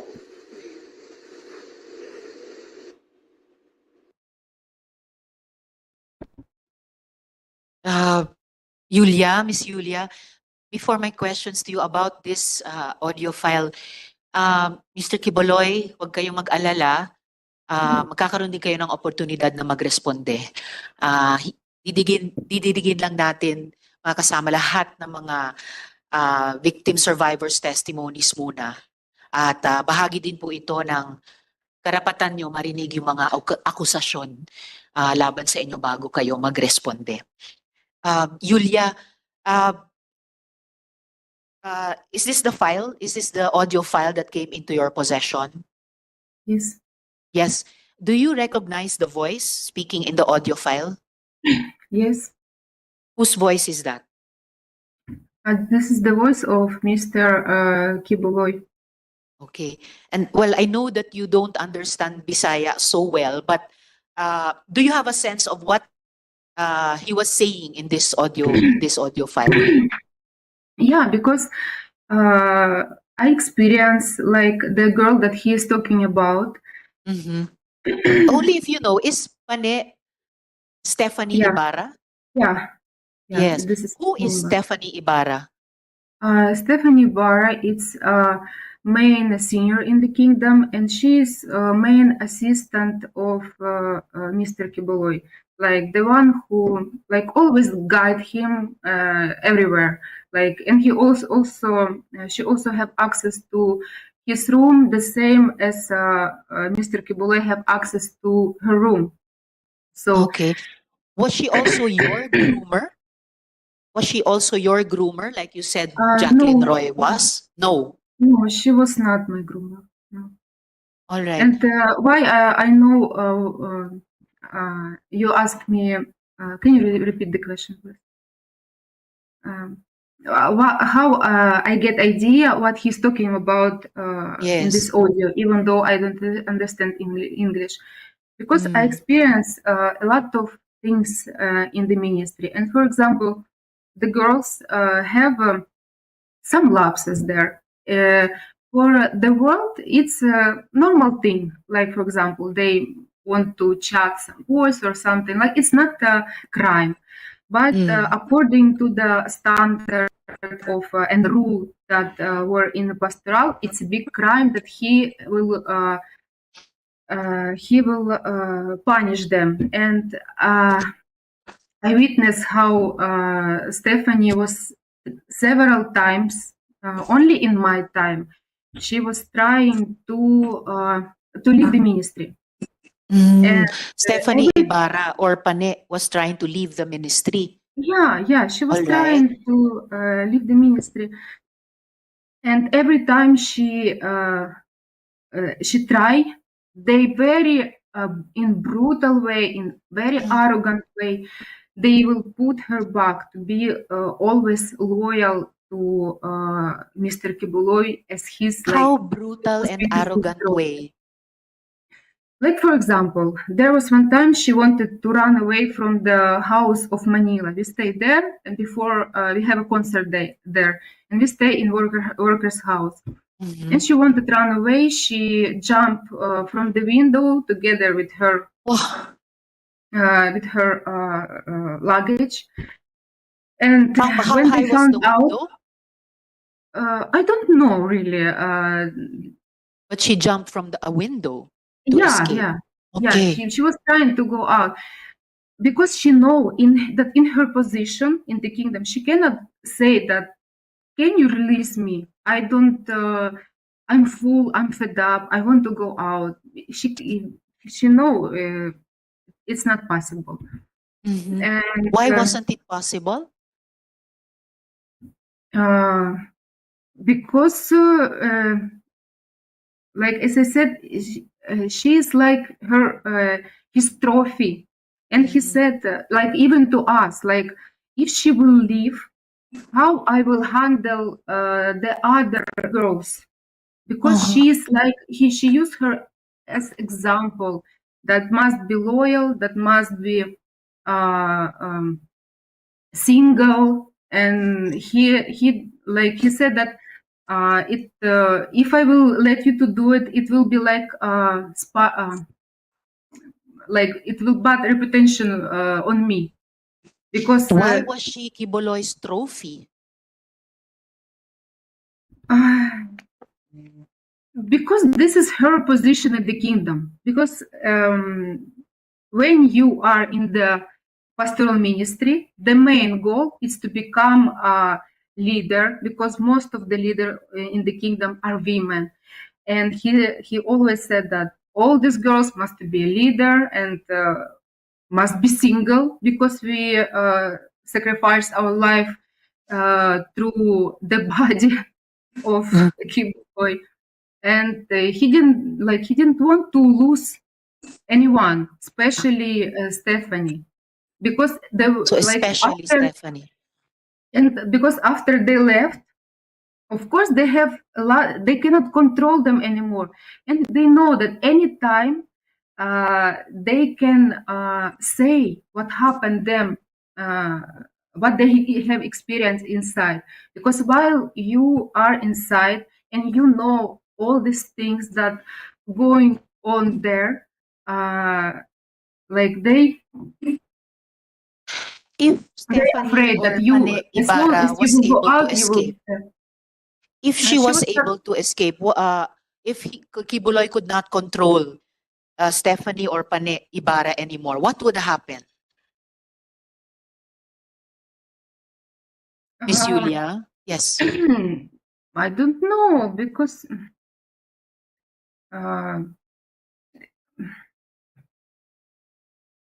to me and to us, it's nothing will happen. She will just live her own life, good or bad. It's depend on our choice, on the way how we work on life. Because he always put the fear on us that if you will go out, you will become a prostitute. All the men will use you, and here only I using you, and you have this privilege. And he said, I will honor you, and in the world you will be dishonored, you will be lost, like you will be homeless. And this is what they are talking actually about us. Like, for example, me, I came with a sincere heart to this ministry, and I didn't have any bad record inside the kingdom, except that I fight with Mr. Quibuloy about this pastoral ministry, because for me it was hard to adjust to this rule, because most of the girls in the pastoral, they came from a broken family or came from a very young age, that don't have example in life, that don't have a father, and especially when you're young and don't have experience in life, you can plant them the thinking that this is life, is normal, it's good. And when you don't have experience about other life in the world, you will really be afraid to go out. Miss Julia? Yeah. Yes. No, I know that you want to say something to Pastor directly. Here in the Senate, in the Philippines, we don't allow resource persons to talk to each other directly. You may only address the chair. So if you want to say something directly to Quibuloy, please address it through me. For the record, please say, Madam Chair, this is what I want to say to Quibuloy, so that we can hear you and we can put your message to him on record. So please proceed. Madam Chair, this is what I want to say to Mr. Quibuloy. When I came to the Philippines, I trust my life to you. You promised that you will put honor, dignity on us, and we trust that this is what will happen. And all of this time in this ministry, I was very honest to you.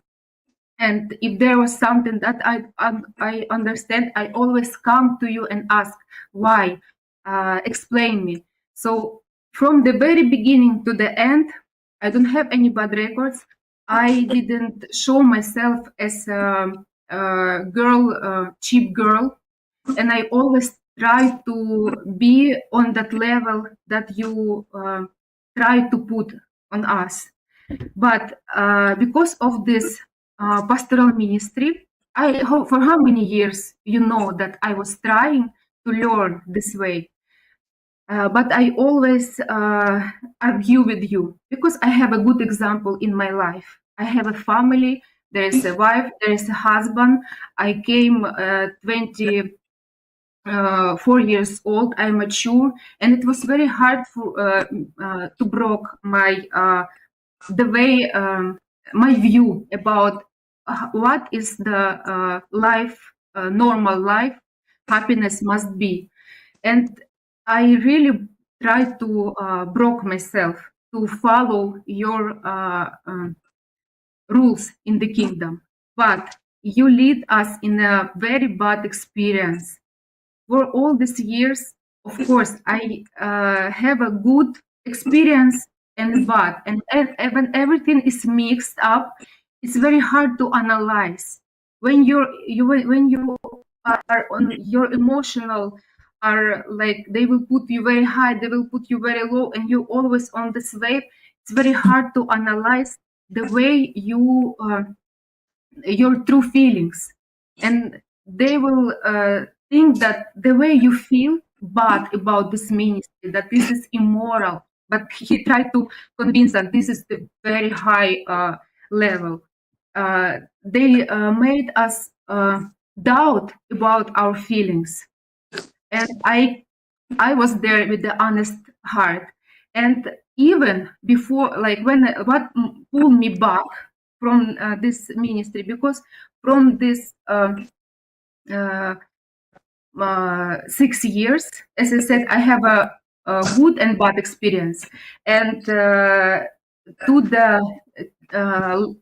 year of 2019, the bad experience was already more than a good, and I decided to leave.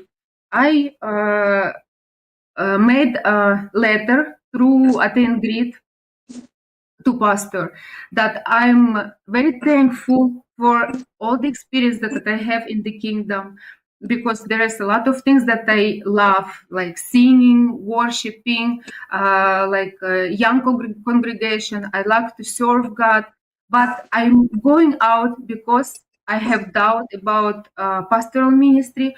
I cannot tolerate it anymore, and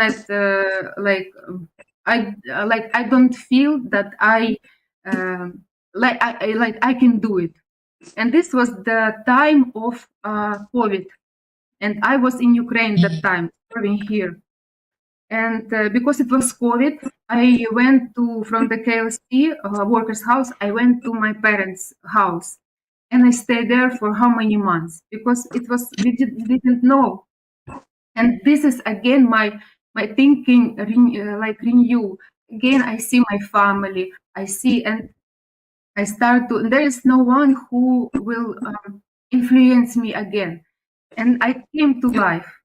But even though the bad experience that I have, I still go with a thankful heart. And what they do to me, because I still watching, even though I go out, I still watching the TWP program. And in his TWP program, I didn't do anything bad. He said about me that if you will work as a prostitute the whole your life out of the kingdom, you cannot replace all these material things that I invest in you here. You compare me as a prostitute, and I'm here living like ordinary life. I I have to, when I go out of the kingdom, I was almost 30 years old. Because of the kingdom, I was not able to finish my study. I was not able to build my own family. I was not able to have my career so I can have something of my own.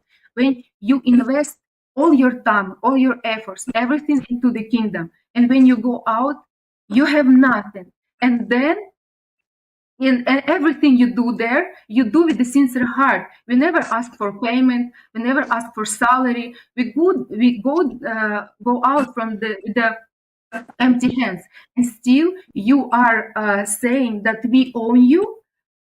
Maybe this is you who own us, and you broke our Thank you. reputation even. And Thank he you started very to much. say very bad things about me to destroy my reputation, because he know that if I will go out in the way, in case if I will say what is happening there, my reputation will be destroyed and nobody will believe. This is what he always destructive that he do. Yes. And the last thing Thank you that I very want to much, say, Miss Julia. 1 minute, please, because Yes.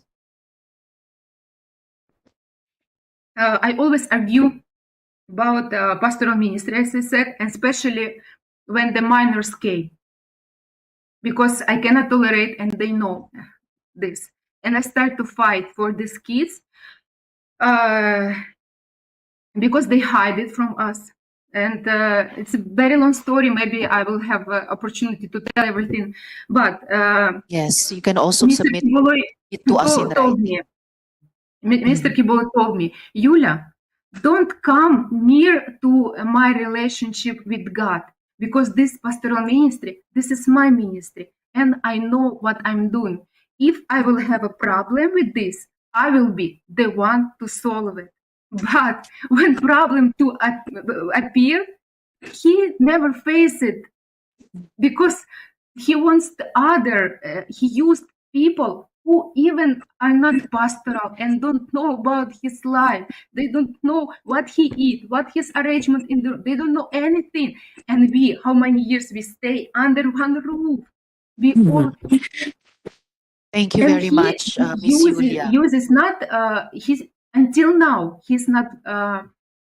Solving this problem that he created. He wants the all kingdom nation to protect him. He wants even this victim to make them as accomplishment, protect him. But Thank you very much, Miss but Julia, I want for to actually face your helping us. problem. Yes, you're helping us to find out what the problems actually were and see if through our laws we can prevent them ever happening again. So thank you very much, Miss Julia. Please stay on in our hearing in case we have other questions for you later in the hearing. We will now hear the other victim survivors. Thank you very much, Miss Julia, and take Thank you. care. Thank you very Okay, much. thank you. Thank you. So ngayon, pakinggan naman po natin si Edward Ablaza Masayon. Sir Edward, maaari mo bang ipaalala sa amin, di ba kayo yung bahagi ng 2nd Signal Battalion ni Quibuloy? Opo, Madam Chair. Okay po. Ano po ba yung 2nd Signal Battalion? Para ba yung private army? Actually po, Madam Chair, ang 2nd Signal Battalion is a legit po na galing sa Philippine Army.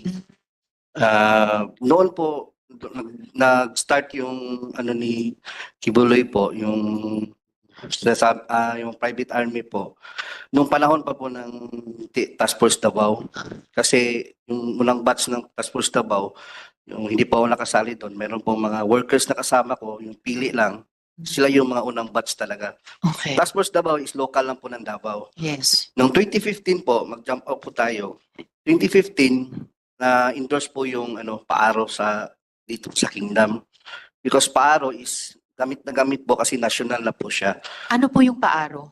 Philippine Army Affiliated Reserve Unit. Okay, paaro. Paaro po. Under po ng 11 RCDG, at saka po yung sa ARESCOM po na yung nag-train po is 1105th Community Defense Center ng 11 RCDG. So yung paaro na sa ilalim ng 11 RCDG po. RCDG. Ano po yung RCDG? Reserve, ano po, RCDG is Reserve Command po. Ng Philippine Army. Opo. At yung paaro na sa ilalim ng 11th RCDG at ng Ano po, nag-train nag-train po is yung sa 1105 Community Defense Center po. Opo, 11 yung under po ng 1105th Opo, Community Defense Group? group po, group. Community Defense Group. Okay po. Defense Center po. Defense Center. Okay. Bali po yung second Signal Battalion po is ano po yan, binubuo po yan ng buong kingdom members o workers po. Wala pong nakasali dyan ng mga tagalabas. Hindi po kagaya ng ibang mga ng paaro sa ibang lugar po, sa ibang tawag nito, sa ibang parte ng regional po na ano. Yung exclusive po talaga yung second Signal Battalion under po ng SMNI. Oh, okay. Under ng SMNI, yung Opo. media company. Opo, media Pero company yung po. media company ng SMNI, merong sa ilalim niya nitong Second Signal Battalion. Ito po yung certificate ko po, sinerex ko po. Okay. Basahin ko po yung ano Yes, talaga. please. And then pakisubmit ng kopya sa aming COMSEC. So, Ito po FYI. yung ano namin, yung sa September 7, 2015 to November 21 na training po namin. Okay. Ang ano po is Philippine Army Affiliate Reserve Unit, PARO, then Military Orientation Training of the 2nd Metro Davao Signal Battalion, Sunshine Media Network International. Ito po So, yung ano. ito pala ay Second Metro Davao Signal Opo, Signal Battalion. Yun Battalion. yung buong pangalan niya. Opo. Okay. Diyan ba sa Second Metro Davao Signal Battalion kinukuha yung tinatawag na Angels of Death? Actually po, meron po tayong ano, diyan po niya kinukuha. Yung ibig kong sabihin, yung Angel of Death po kasi, yung mga nagpumapatay po, yung mga labi na sa mga kasamahan ko, na mga worker na napatay na po. Bali, kung saan po, for example, ako po, pag nakitaan ako ng loyalty, yung talagang gusto kong pakita yung faithfulness ko sa ministry, sa anak ng Diyos, bali kong gawin yun. So yung pagkaalam nyo sa Angels of Death ay pumapatay sila, pumapatay pati ng workers, pumapatay ng workers para magpakita ng loyalty kay Quibuloy. Yung Angel of Death is nabuo po yun, yung sa mga against sa kanya. Like sa pastoral po, narinig niyo po sa kanyang ano, yung na ano po ni Lulia, na papatayin yung mga pamilya nila, pag lumabas, pag marami silang alam, tapos lumabas sila, hindi na sila maaaring makalalabas sa ministry, sa poder niya. At saka maraming alam po, yung nakakaalam po sa, lalo sa pastoral, inner circle, yung mga ganun po. Tsaka mayroon din pong member ng ano, yung sa Angel of Death, yung kasama ko rin po, yung si Simon Tagnipis. Si Simon Tagnipis po kasi, siya yung pumatay kay Jarog. Kay? Jarog po. Jaruk. Opo, Jarog. Sino po si Jaruk? Duming Jarog, hindi ako, dato po yan ng ano, Kausayan. Kahusayan? Sitio Kausayan ng... Sitio Kahusayan. Opo, yung sa ano atayan, sakop atayan ng Manuel Gianga sa Davao City. Sa Davao City, Sitio Kahusayan. Nakasama ko po yan, open secret na po yan sa security department sa amin na siya yung talagang tumira kay Jarog. Ang security department, ito rin po yung 2nd Metro Davao Signal Battalion. Opo, under po ng security department yan ng Kingdom. Kasi more or less 21 department yung nasa loob ng Kingdom. May logistics, ganyan, transportation. Opo, logistics kina Mr. Resita. At tiging kayo naman sa security department. Okay. Ganun po yung ano namin, set up po dyan sa loob. Okay. At nung nasa loob po kayo nitong 2nd Metro Davao Signal Battalion o yung security department, meron ba kayong nasaksihan na inabuso o meron ba kayong nasaksihan na sinaktan? Paano yung ginagawa sa kanila? At bakit sa mga balita, bakit usually sinasaktan yung mga miyembro? Maging ako po, hindi po ako exempted sa punishment. Kasi mari nilang sabihin sa akin na sa Bisaya ba, pabadlong yung matigas yung ulo. Tao rin naman po tayo nagkakamali. Lalo na yung sabihin, bawal mag-cellphone, bawal manood ng sine, bawal maglaro ng computer games. Because I was there, 15 years old pa po ako since 1999. I started yung nag-socialicit ako, nagtitinda ako ng puto, kakanin. Tsaka po, yung mga palo po na yung mga punishment po na sinasabi ni lalo na po sila ni Ate Gingging, yung ano yung naranasan niyang fasting, na uso po yan dati. 99, I was there in Tamayong. Kaya po, totoo po yung sinabi niya na bawal po talaga silang kausapin. Bawal pong tulungan, bigyan ng pagkain kasi madadamay ka. Tsaka yung hindi naman po sila makakain talaga kasi yung mess hall separate. Nasa taas yung sila, yung mess hall nasa baba. Makikita sila kung kakain. Tama yung sinabi nila, in order for them na ma-survive yung physical nila, inom ka talaga pag, pag naliligo ka. Yun ang testimony din ng mga nakaranas din ng fasting na nakausap namin after nun. Sa akin naman po, yung paluan po, 2013, massive po yun. Na pinasuot po kami ng SS, yung orange, yung serpent seed po ang mini. Ano po yung sa preso? Serpent seed? Opo. Naka-orange kami nun. Tanggap naman po namin yung time na yun kasi akala namin yung siya yung anak ng Diyos, yung talagang tanggapin mo yung punishment mo. Alam niyo po yung parang ang turing sa amin na yung trapo, mas may karapatan pa yung trapo kaysa sa amin. Hindi kami, kahit bata, bawal kaming kausapin, bawal kaming magingay. Yung na isang beses nga, tumawa kami, pinapalo kami ulit. Tawa lang po kasi mabigat kaya yung mag-ano ka ng bato. From gising kami ng 4 a.m., preparation para devotional 5 a.m.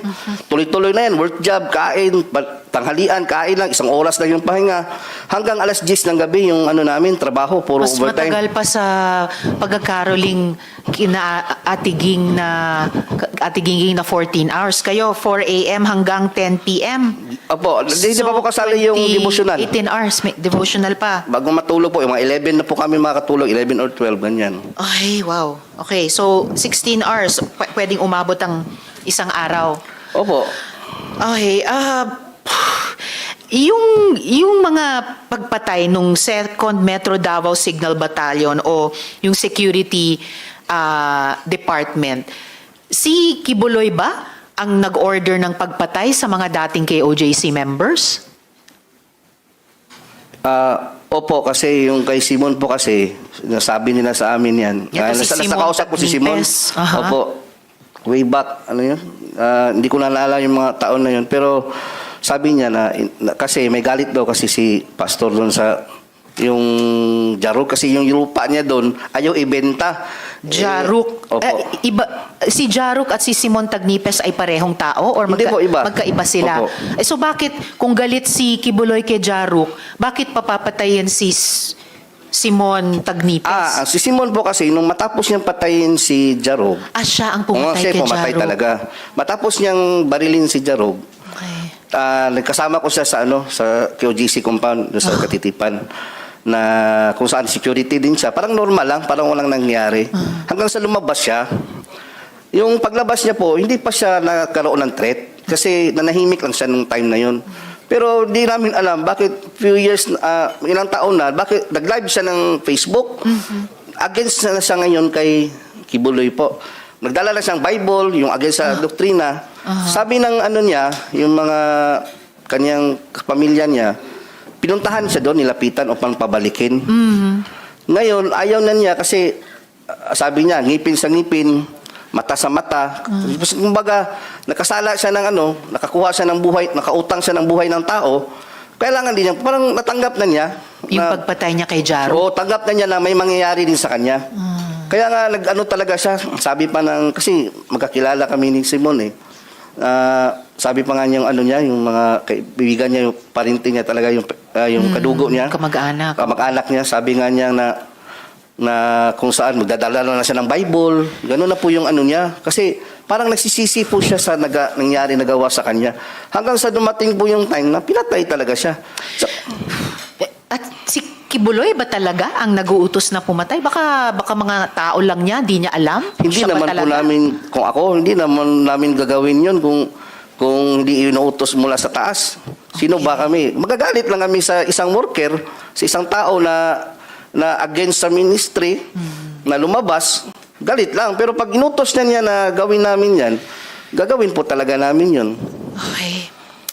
Kamusta naman yung pagtrato ni Quibuloy sa mga miyembro? Halimbawa, pag may sakit, pag may pangangailangan ang miyembro, kumusta ba? Pag may sakit po, yun lang po yung doon kasi kami, ordinary worker. Dati yun, naranasan ko po nung nagkasakit ako ng yun, pneumonia, basal pneumonia. Binibigyan lang po kami ng pamasahe, 100 piso. Tapos pa-check up sa SBMC, sa public hospital, SBMC. Southern Philippines Medical Center. Hindi naman sa inaano natin, minamaliit yung SPMC. Maganda naman yung serbisyo doon. Pero sa ngala na nag-solicit ka, nakapagbigay ka ng income, 10 to 15 million every, ano ba yung sinabi kanina? Every yung buong month. pinag-anuhan namin, yung araw-araw naka-income kami pag mayroong month of blessings, yung KOH na sinasabi, nakakontribute ka ng pera tapos nagkasakit ka, i-ano ka lang, ipa-check up ka sa SPMC. Tapos niyan, ano ka pa sa lingap. Yung programa po ni doon po sa Davao yung lingap. Pipila ka doon ng ilang oras. At saka hindi po sinasabi, yung Madam Chair, yung hindi pinapakilala na kingdom kami. Galing kami kay Quibuloy kasi mapapahiya daw si pastor. Kasi mayaman daw. Yung reaksyon ng tagalingap, nung malaman nila, Quibuloy mayaman yan. Bakit kayo nanghihingi ng yun na nga. So, ayuda. Ganun po yung Tama rin. So, kasi nakaka-generate kayo ng malalaking pera, Opo. pero hindi, kumbaga, katumbas yung medical care na nakukuha nyo kapag kayo naman ang nagkasakit. Kung may ibang pangangailangan bukod sa health, ganun din ba yung nangyayari lang? Yung halimbawa po, yung katulugan nga namin, alam po nila General Torre po yun. Yung sila Kenel Maranta, nakapasok sila doon, yung tulugan ng mga babae doon. Parang dito, malaking ganito, tapos parang mga sardinas dyan. Tabi-tabi, lahat. Walang maayos na tulugan.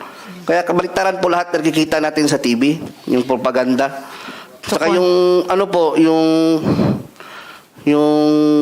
binibigay sa amin supply, sabon. Ayan.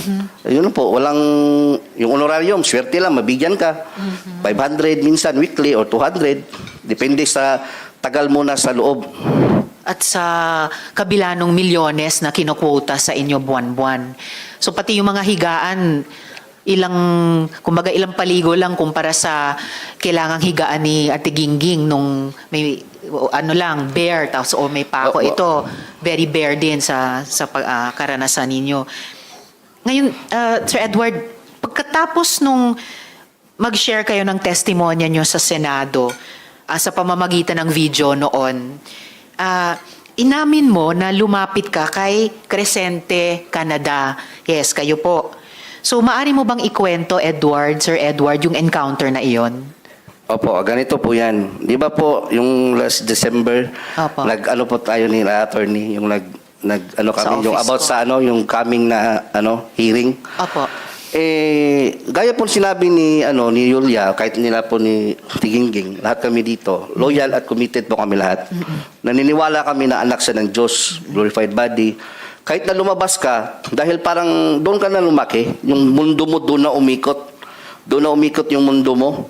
Tapos pag na-anuhan niya na nalaman mo na para sa isip mo na siya na talaga yung daan at katotohanan kahit nasa labas ka, magkaroon ka ng takot, baka mamatay ka, tapos siya yung harapin mo. Kung ganun po yung nararamdaman namin. Kaya, nung time na yon, uso yung pinalabas na nag-glorified na raw si Pastor. Yung time na yun, hindi na siya nagpapakita gaano. So, lumapit ako ngayon kay Enteng Canada po, Crescente, sa Barangay Hall. Kasi baka sakali ako na totoo nga si Pastor, ko talaga, naka-decide talaga ako na lumapit. January 16 or 17, kung di ako nagkakamali. Nitong taon. Kumbaga, pagtatraidor po yung gagawin ko, yung ganun. Kasi isusuka ko yung mga contact na staff ninyo. Gagawin ko talaga yun. Kasi parang na-feel ko na totoo talaga to si Pastor. Parang, Lord, patawad po kung nakakontak ako sa kanila, nila Arlene. Ganun po na-feel ko kasi I've been there for 20 years. Tapos yung faith mo, alam mo na lumaki ka sa isang relihiyosong pamilya, yung ganun po. Tapos, paglapit ko po nung time na yun, buti na lang, may sinabi si Inteng, bago ko na ibigay, buti na lang, hindi ko na ibigay yung number. Hindi kasi siya nag-ask nung una. Unang ginawa niya, nag-usap kami, fellowship, ang ganda ng fellowship. Ito, ganyan talaga yung sa kingdom, buhay ni Pastor, ganyan. Bigla lang kalagitnaan, naiba yung usapan namin. Ba't naman kasi kayo pumupunta dyan? Ba't naman kasi kayo kayo nag-testimony dyan, hindi mo alam. Baka may riding in tandem na paglabas mo. Ganon. Riding in tandem. Yung bang sabi niya sa akin, baka may riding in tandem. Ano pang sinabi niya sa iyo? Tapos bukod sa silang bayon riding in daw, tandem? yung silang bayon po, yung military po na ano namin, yung naka-DS po kay Quibuloy, sabi niya, silang bayon, bago lang may pinatay. Anong pangalan nun? Lambayon po apelido. Lambayon. Parang Dino ata yung pagkakaalam ko. Nilo Lambayon. Dino Opo. Lambayon. So nung sinabi ni Mr. Canada yan, Enteng Canada, na isang riding in tandem lang yan, tama ba na tinanong niya sino yung kausap mo sa mga staff ko? At nung binanggit niya yung riding in tandem, kaugnay ng mga staff ko, ano yung pagkaintindi mo sa tanong na yon at sa sinabing iyon? Ang pagkakaintindi ko po, na maaari kaming ipapatay kung papatuloy namin itong ginagawa namin. Kasi pagbanggit niya na silang bayon, doon po ako na medyo na... Kasi silang bayon po kasi, kasama ko yan sa Julo na nangharas doon sa yung mga native doon, yung mga nakatira sa Julo. Ang mga lumad? Lumad po. Pumunta nga, yung ebidensya, marami tayong ebidensya. Yung si LJ Lindaan, yung sa JMA, pumunta doon. Yung si dating chief ng Tibungko at Tugbok, si Alcala ba yun na pumunta din sa amin, interview. Ako yung kaharap. Yun po yung mga kasi silang bayon po kasi, nag-alias pa nga siya noon, alias Rico, tapos naka-wig siya. Alias Rico? Oo, ginamit niya doon sa Julo. And kanina nung, Sir Edward, nung binabanggit nyo si Montagnies at Jaruk, may binanggit din kayong usapin ng lupa. Ito rin ba ay kaugnay ng mga hinaras na mga lumad? Or Opo, kasali na yan sa Julo, buong ng Tamayo. Jolong. Julo, Sitio Julo. Sitio Jolo. Opo. Okay.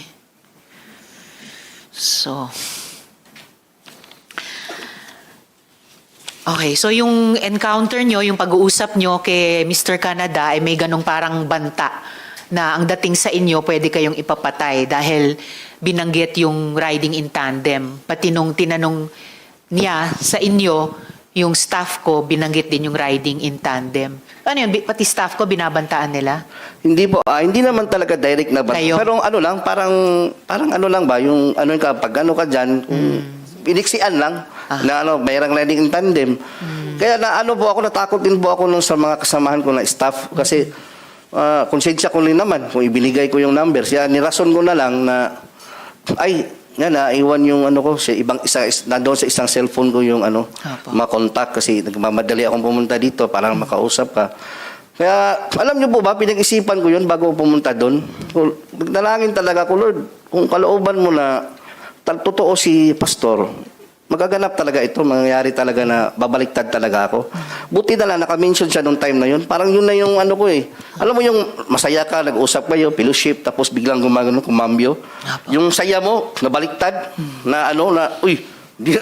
parang to Iba. Iba na to Mayroon namang inutusan nga si Simon. Kaya lahat ng napatay po nila, na mga kasamahan ko, sila Simon Tagnipes, sila Nanay Elsa Bolivar, si Raymond Pasyol, naaalala ko po doon sa yung na-recall ko ba sa isip ko, bida to yung kawawa yung mga kasamahan ko. Si Elsa Bolivar na binanggit din ni Ate Gingging kanina, yung senior citizen. Opo. And then binanggit nyo ngayon si Raymond Fasiol, na binanggit mo rin dati sa video interview nyo. Marami ba to? Yung mga pinapapatay, no? Actually, mayroon pa po mga iba dyan na hindi ko po minention. Baka na po yung magsabi. Opo. Mga ilan po sa pagkaalam niyo? Pagkaalam ko po, mayroon pa nga yung pastor under investigation po. Yung isang pastor na pa po yung si Disera, yung apelido Disera. Worker din po yun dati. Member o worker yun siya. Kung hindi mo kasi kahit sabihin mo na po, Madam Chair, bakit mga member o mga worker, parehong ikinamatay. Pwede namang magkasakit yung isa, nabunggo ng tricycle yung isa. Pwede naman yun. Bakit puro baril? So, panay baril ang, pagbaril ang ikinamatay? Panay puro pagbaril yung yung kinamatay ng mga coincidence talaga. Tapos, kung mag-iimbestiga kayo doon sa mayroong pool guy, yung mga ganun po. Okay. So may mga fall guys pa. Na nahuli. Tapos hindi naman pala yung yung totoo, kumbaga hindi alam ng pamilya na may nahuli na pala sa sa mga suspect, yung ganun po na sinikreto ng police station. Alright. Dagang salamat, Edward. Paki-stay on para sa rest ng hearing natin. Oo. Pero magiging mas conscious pa ako sa oras dahil mga kasama, dear colleagues, signal number 2 na po sa labas. Okay. So, Sir Joar. Sir Joar Martinet. Yes po. Madam Olimba. Chair. Opo. Okay. Salamat kayo. Sir Joar, so para lang maalala namin ulit, maaari mo bang ikwento ng maiksi kung paano ka naman naabuso? Opo, Madam Chair. Good afternoon sa lahat. By the way, ako pala si Joar Olimba and Iki alias Jerome. Ako po isang full-time worker sa under po ng logistic department na wala ibang ginagawa, magtinda, mag-solicit sa lahat ng Metro Manila at buong NCR. Ako po diniretso ko lang po kasi na ko na po ba, di ba? Apo. Yung na lang, nakaranas po ako ng karumal-dumal na sa loob ng compound ng Kingdom of Jesus Christ. Doon po sa Baliches sa Oyo, Quezon City. Ako po ay nakaranas ng karumal-dumal na self-torture po na utos po ni Pastor Quibuloy. Sa kasalanan pong nanood lang po ako ng sine at saka nagka-girlfriend na tagalabas. Ang sabi niya po sa amin, through calling po yun, hook up po ang tawag noon. Sabi niya sa amin na lahat kayo, ang gagawin nyo, iuntog nyo ang ulo nyo sa pader. Hindi kayo titigil hanggat hindi kayo hihinto. Hindi nagdurugo. Tapos po, suntok namin yung kamay namin, hindi kami titigil hanggat hindi magdurugo. Tapos, mayroon pa nga ako mga katibayan dito, Madam Chair, na sa kamay ko, may mga pasa pa pati dito sa noo ko. Then that time, meron ding nagdala sila ng yung mga dinikdik na sili. Tapos pinapalagay sa aming mata, bibig at buong ari namin. At pagkatapos noon, hindi namin alam kung anong mangyari sa amin. Sabi na lang sa sarili namin kasi faithful pa kami ni Quibuloy noon para sa ama to. Sabi na lang sabi ng kasamaan ko sa isa doon, hindi na pala langit to, impyerno na pala to. Yun ang sabi ng kasamaan ko noon that time. That time, hindi pa nakontinto. Pagkatapos, after 2 weeks yata, dinala pa kami sa doon sa Guadalupe. Pinatrabaho kami ng walang permit. Yung building niya, yung ginagawa niya ngayong SMNI. Kami pinakauna nagtrabaho doon. Tapos, binigyan lang kami ng 2 damit. Yun lang, palitan lang. Trabaho kami noon. 2 buwan yata kami nagtrabaho doon. Doon, pagtatrabaho namin, para sa ama din. Yung ginagawa namin kasi para sa ama, nagdadalangin din kami. Pero that time, was time na sa katagalan namin magtrabaho doon, naisipan namin parang hindi na yata tama to Di ba? Patatrabuhain ka na walang permit, tapos bawal kami magtrabaho ng umaga kasi bawal nga, kasi walang permit. Gabi kami, madaling araw, hanggang umaga, alas 6 kami magtrabaho.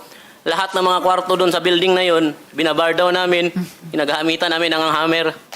Yun lang ginagawa namin. Ilang taon yun, ay ilang buwan. Kaya pagkatapos noon, naisipan namin, siguro na nag-isipan namin na tumakas na lang. Wala kaming pera noon that time, di ba? Wala kaming damit. Tudes lang, di ba? Ang ginawa namin, meron kami nakukuha ng mga doon, mga bakal, Madam Chair. Mga bakal, tapos meron kaming doon kaibigan sa labas kasi hindi kami makalabas kasi meron kaming gwardiya, 2 may mga armado Mga armalite pa yung mga baril. Wow, long arms. Naka-uniform pa na task force, Davao that time yun. Task Force Davao sa Guadalupe, sa Makati? Opo. Pagpanis din namin doon sa Oyo, meron din mga 2 armado din. May mga baril din. Hindi kami makalaban. Kaya para sa ama na lang yung ginagawa namin, yung punishment namin. Hindi ako makapaniwala yung ganun yung punishment namin At paano mo nakumpirma na si Quibuloy mismo ang nagpapayag or nagpagawa ng ganong torture sa inyo, yung paguntog ng ulo, pagsuntok ng kamay, paglagay ng sili sa sensitibong parte ng katawan? Siya po talaga nagsabi kasi that time nasa Amerika siya noon. Kapag kasi that time noon, yun, MOB, month of blessing niya noon Tapos lumit yata yung kita, kaya galit na galit siya. Kahit minor lang yung kasalanan namin, yun na yung For the first, hindi kami kapaniwala yun yung sinabi niya na bakit ganun yung punishment namin. Kasi kadalasan yung punishment namin, lang yung sinasabi natin, yung fasting lang, or di, palo sa puwit, di ba? Hindi yung, naisip namin para naman to fraternity, di ba? Pag ganun. That time, tinawag kami lahat, pinaakyat kami sa taas. Lahat ng may mga kasalanan, Madam Chair, pinaharap dun sa altar. Tapos tumawag si Quibuloy through calling, hook up, tapos yung cellphone tawag siya, tapos kinokonek sa speaker para marinig namin lahat. Tapos binabanggit nila yung lahat ng mga kasalanan namin isa-isa. May naglalaro lang ng Dota. Kung sa akin nun, nanligaw lang ako tapos nanood ng sine. Samantala sila, nanonood pala sila ng sine sa Amerika everyday. Di ba? Sabi ni Ate Gingging. Oo. So, narinig nyo talaga siya, yung boses niya na mag-utos ng palagi kanyang yan, mga Madam Chair, kasi hindi na bago palagi. Kasi palagi din ako na-hook up niya dati kapag nakakasuntok ako ng guard sa mall, kapag nagtitinda ako, kasi nagagalit ako eh. Nagagalit ako sa mall kapag nahuhuli ako tapos sasabihin ng guard, Quibuloy yan, siyempre. Magpakamatayan kami para sa kanya, di ba? Ihanda namin, buwis namin ng buhay para sa kanya. Ayaw namin, kasi yun ang utos namin, hindi dapat si Quibuloy. Hindi siya masali sa anong ginagawa namin na paghahanap ng pera. Di ba? At tama ba, Sir Joar, yung balita namin na pagkatapos lumabas yung video testimony mo nung sa nakaraang hearing, ay kinasing yung maliit mong karinderya? Opo, meron kasi. Tinanong ko po yung may-ari ng... Hindi to kasi pagkatapos hindi na ako umuwi doon kasi natakot na ako eh. Tinawagan ko yun yung may-ari ng inaupahan ko doon sa karinderya ko. Sabi sa akin, huwag ka muna umuwi dito kasi mayroong mga tao dito nagpipicture. Tapos naghahanap saan daw ako. Kaya hindi na ako umuwi. So, yun lang, hinanap ka by name? Oo, yun lang. Okay. Pero hindi ko naman sabi kung sila yun. Okay. Okay, salamat kayo. Salamat, po, Sir Joar. At ngayon gusto ko rin matanong si Ms. Jocelyn Mondehar. Ms. Jocelyn, tama ba na yung anak mong minor ay dating miyembro ng KOJC? Yes po, Madam Chair. At yung anak niyo po, siya din po ba ay pinalimos ng KOJC? Okay.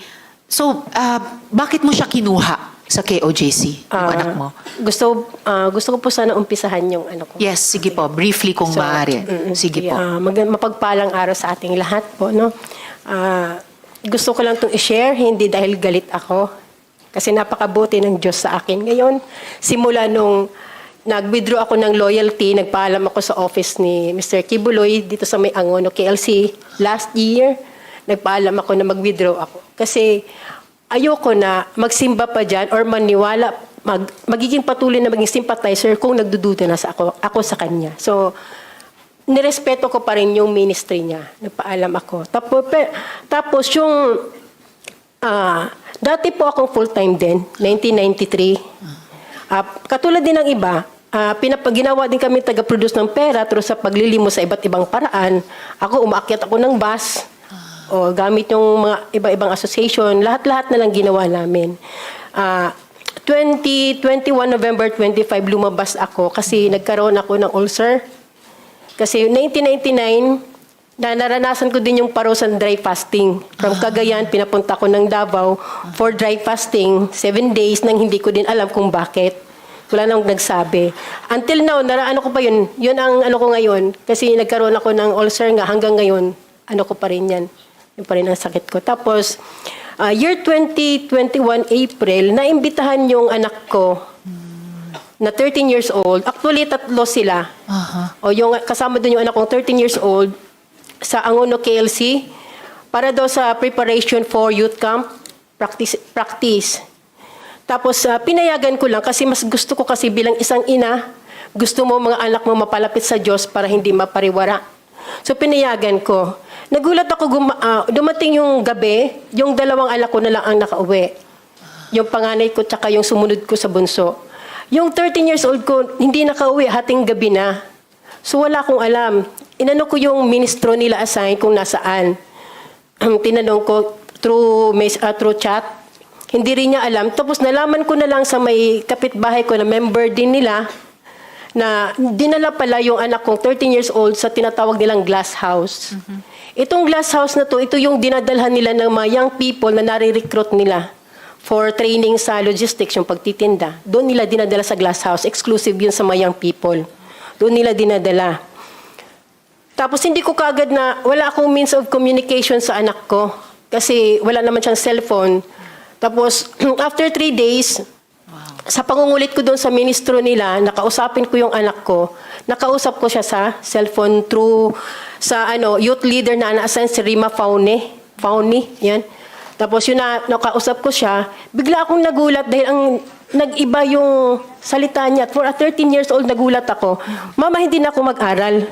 Kasi babalik na ang Panginoon. Tapos si Pastor Quibuloy mag-glorified na. So nagulat ako kasi bagong member lang yung 13 years old ko at that time. Masipag yun mag-aral. Talagang sobrang sipag niya mag-aral. Nagulat ako, ganun na ang salita niya. Sabi ko, anak, ganito yan kasi dati akong worker dyan, so alam ko.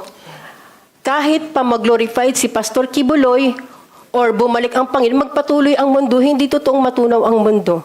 Kailangan mong mag-aral kasi yun ang tama dahil minor ka. Tapos hanggang sa hindi ito na yun. Ito na yung ito na yung gusto ko. Magtinda na lang habang buhay para sa anak, para kay Pastor Quibuloy, kay gusto daw niya makarating sa 7th heaven. So ibig sabihin, sabi ko, nak, mayroong nagsabi sa iyo kasi hindi mo alam yan Bakit mo masabi? 13 years old ka lang, new convert ka lang. So mayroong nagsabi sa iyo niyan. Ayaw niyang aminin. Tapos sabi niya, mama, lagi kong ini-insist sa kanya, Madam Chair, na anak, mag-aral ka sige. Kung gusto mo diyan, maglingkod ka diyan, maging alay ka ng buhay mo kay Pastor, through Pastor Quibuloy, mag-aral ka talaga. Ang sabi niya, pinaka-worst na, sinabi ni isang anak sa isang ina, Mama, hindi naman talaga kayo ang tunay na may-ari ng buhay namin. Ginamit lang kayong instrumento ng Diyos para mailuwal kami. Pero ang nagmamay-ara sa amin si Pastor Quibuloy, ang anak ng Diyos. Sabi ko, sabihin mo, kasi pupuntahan ko yung sinong nagsabi sa'yo, ayaw niya talagang sabihin. Tapos,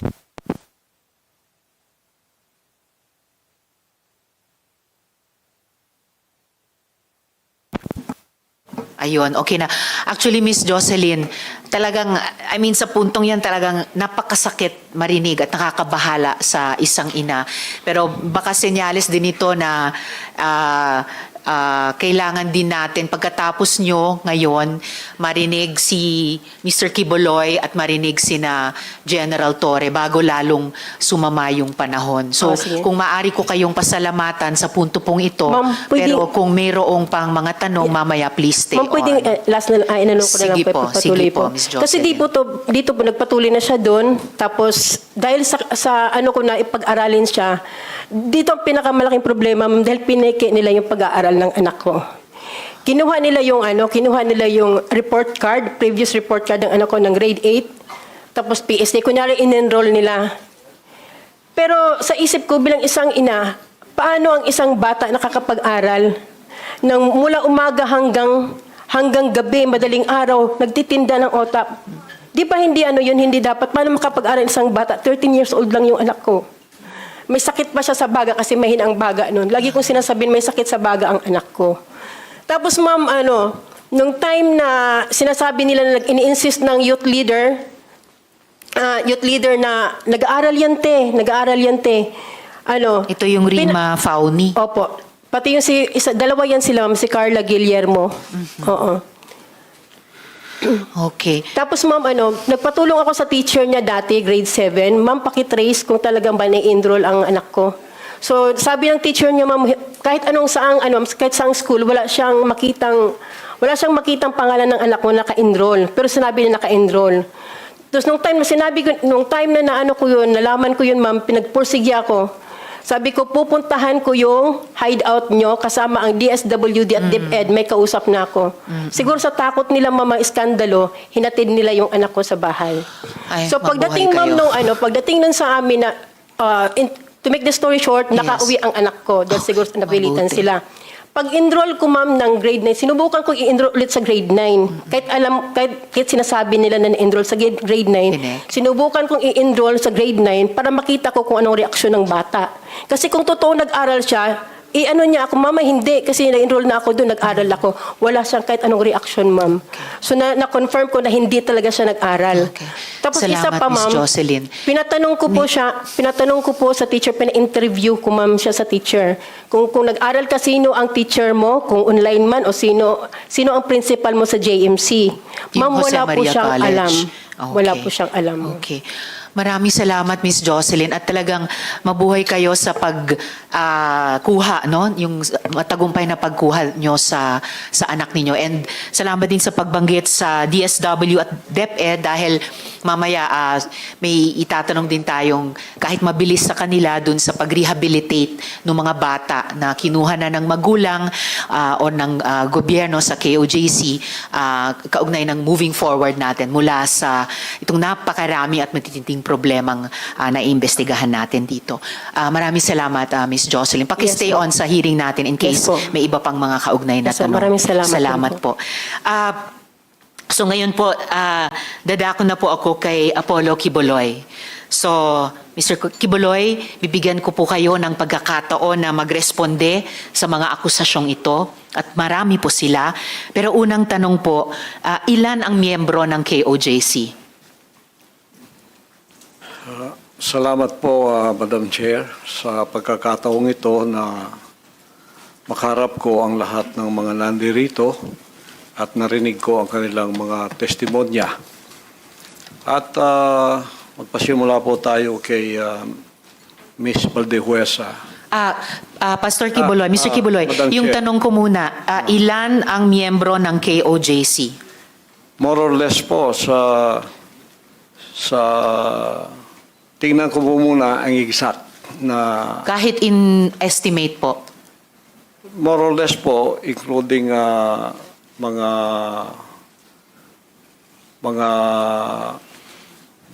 partners, yung ibig sabihin ng partners yung hindi pa membro pero covenant partner na sila, mga more or less 7 million. So kasama, so miyembro plus covenant partners, mga 7 million sa inyong pagkabilang. Okay, sa mga follow-up question ko po, dun sa mga testimonya na ng mga victim survivors, sinexually abuse nyo ba ang mga babae at mga menor de edad? At ginamit nyo ba ang relihiyon para i-sexually abuse Wala sila? pong katotohanan yung kanilang mga sinabi. Kung meron po silang mga charges na criminal laban sa akin, malaya po silang mag-file ng kaso at doon ko haharapin at sasagutin sa tamang forum sa korte ng ating lupa tulad ng kinakaharap namin ngayon.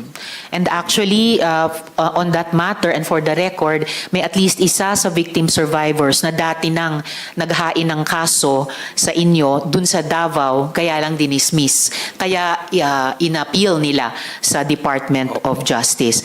Yun naman pong mga testimonya ni na Ms. Valdehuesa at ni Julia, tinatanggi nyo ba ang mga testimonyang iyon? Tinatanggi ko po. Wala pong mga katotohanan yung kanilang mga sinasabi, kundi sa aking paningin ay kabaligtaran. Ngunit hinahamon ko po silang mag-file ng kaso sapagkat ito'y mga kriminal na mga allegations. At ito ay para maging fair, ay maghain po sila ng mag-file sila ng kaso laban sa akin o kanino mang kanilang gustong mag-file laban sa mga kingdom na leaders or members because we are under the law of the Republic. Tulad po kay Masayon, yung kanyang sinabi. Pastor, i-interrupt ko muna kayo doon dahil tinatanong ko muna yung mga testimonya ni na Ms. Valdehuesa at ni Julia. Sorry po. Pinalimos niyo po ba yung mga bata para i-sustain ang operasyon ng KOJC at para tustusan ang inyong lifestyle? Wala po kaming mga palisiya na magpalimos ang bata. Pero walang polisiya man, pinalimos niyo ba sila? Hindi po. Wala pong katotohanan yun. Okay. Yung mga adults po, Ganun din pinalimos nyo ba sila or pinayagan nyo ba silang maglimos para sa operasyon Hindi po. at lifestyle Wala pong ng KOJC? polisiyang ganon ang kingdom na magpalimos. Wala mang polisiya pero pinalimos nyo ba sila, Hindi yung po. mga adults? Hindi po, wala pong katotohanan yun. Alright. Pinayagan nyo ba yung pang-aabuso at pag-torture sa mga miyembro nyo? Hindi Halimbawa yung parusang dry fast. Hindi rin po polisiya ng kingdom ang batas ng pagparusa ng tao ay ipapasting para mamatay. Napansin ko po, lagi kayong nagre-refer sa polisiya, pero ang tinatanong ko po ay yung practice. So, pinaabuso nyo ba, pinatotorture nyo ba yung mga miyembro nyo? Pinapa-dry fast nyo ba sila? Sa freedom of religion po natin, meron tayong separation of church and state. At tulad ng sinabi ko, yung fasting ay voluntary kung tatanggapin mo. Hindi po ipinipilit. Alright. Kayo ba yung nakaisip nung modus na piliting magpakasal yung mga miyembro nyo na hindi naman magkarelasyon para manatili sila sa ibang bansa? Sino pong nakaisip nun, nung modus na yon? Because this is under the investigation already, I invoke my right to remain silent on this issue. Alright. Quickly lang po kay Ate Gingging, yung dry fast po ba, voluntary ba ito? No, for sure. No. Alright. Salamat It po. was an instruction. Instruction. So, hindi siya voluntaryo, instruction or utos siya. Alright. Salamat po. Mr. Quibuloy, boses nyo ba yung nasa audio file kanina, yung binabantaan mo yung si Stephanie o si Pane? Kailangan po i-authenticate kasi ngayon malakas ang AI. So pero boses nyo ba yon yung nagbabanta kay Pane o kay Stephanie? It appears na parang boses ko. Pero hindi ko po ma-authenticate kasi ngayong panahon na to malakas ang AI. At sino po si Stephanie Ibarra? Sino po si Pane? Isa po sa mga manggagawa. Manggagawa. Ano po yung relationship o relasyon nyo kay Pane o Stephanie Ibarra? Isa pong manggagawa. Isang manggagawa. Pero hindi ba totoo na kinupkup nyo siya, kinuha nyo sa inyong pag-aalaga nung siya ay 2 years old pa lamang? With this issue po kay Pane, I invoke my right din to remain silent. All right. So, pero sa pagkaalam po namin, inalagaan nyo siya nung bata pa lamang siya. So, parang naging tatay kayo ni Stephanie o Pane Ibarra. Tama po ba? I invoke my right to remain silent po sa issue na yan. Okay. Kasi sa audio file naman po, sa kabila nung sa pagkaalam ay kinupkup nyo siya nung 2 years old pa lamang, bata pa lang siya, na parang naging tatay kayo niya. Pero sa audio file, bakit parang asawa? Asawa nyo kung ituring itong si Stephanie o Pane? I invoke my right to remain silent on that issue rin po. Ngayon po, kino-confirm nyo po ba na meron kayong isang hukbo o private army sa inyong disposal? At ano po iyang tinatawag na angels of death? Yan po ay kasinungalingan at kung yan ay akusasyon, inihiling ko ang accuser na mag-file siya ng kaso laban sa akin. Okay. So, sinasabi nyo kasinungalingan yung isang hukbo na nasa inyong disposal. Opo. Pero ano naman po yung angels of death? Hindi ko po, imbento po nila yan eh. Imbento lamang. Ano ang, kanina po kasi sinabi po ni Sir Edward na yung, ano ba ito? Yung, saan na ba yung notes ko? Teka ha. Okay, Edward. Yung 2nd Metro Davao Signal Battalion ay may kaugnayan sa Task Force Davao. So, ano ang ugnayan kung mayroon ng Angels of Death dun sa DDS o Duterte Death Squad naman?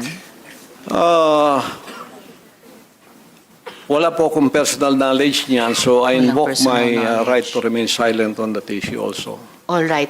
Tapos, pwede pwede nyo bang ibahagi sa amin, mula sa perspektiba nyo, yung detalye ng law enforcement kung papaano nakuha nila ang kustodiya sa inyo?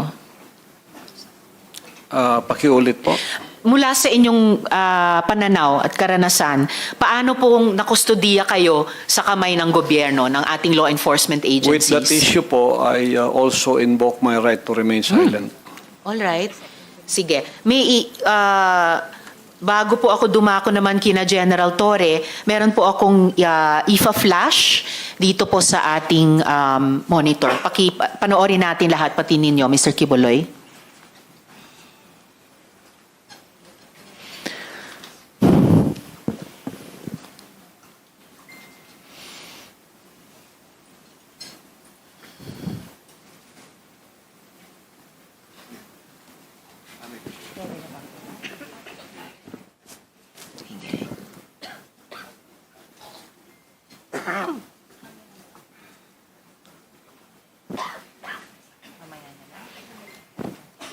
Inaayos lang po yung pag-flash natin dito. Naglalag lamang po, pero andito na dito sa gilid.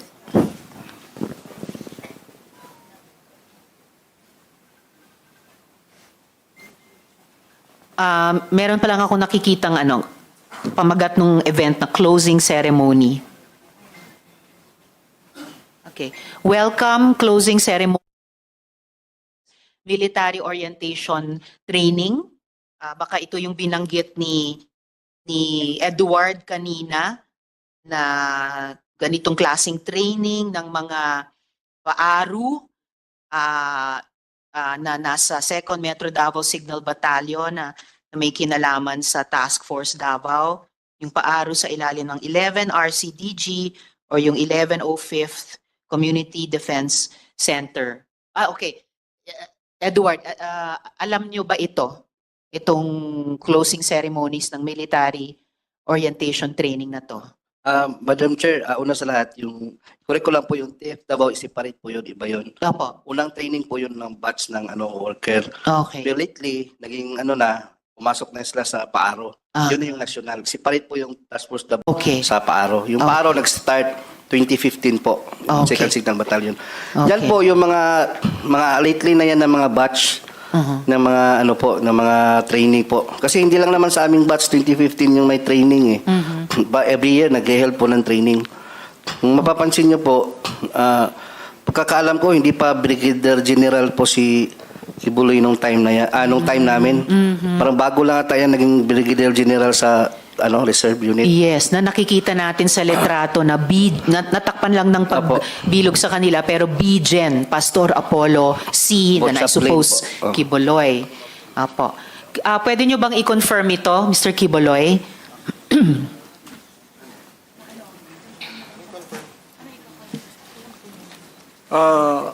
Still on this issue, I invoke my right to remain silent din po.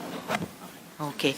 So kaya ko noted, ini-invoke nyo ulit yun, kaya ko ipinakita sa ating lahat ito, dear colleagues, ang mahalaga, ang military training na ito, lumalabas ay para alagaan si Mr. Quibuloy, hindi po para sa bayan. Na ang alam natin sa ating mga armed services, yun talaga ang mandato nila.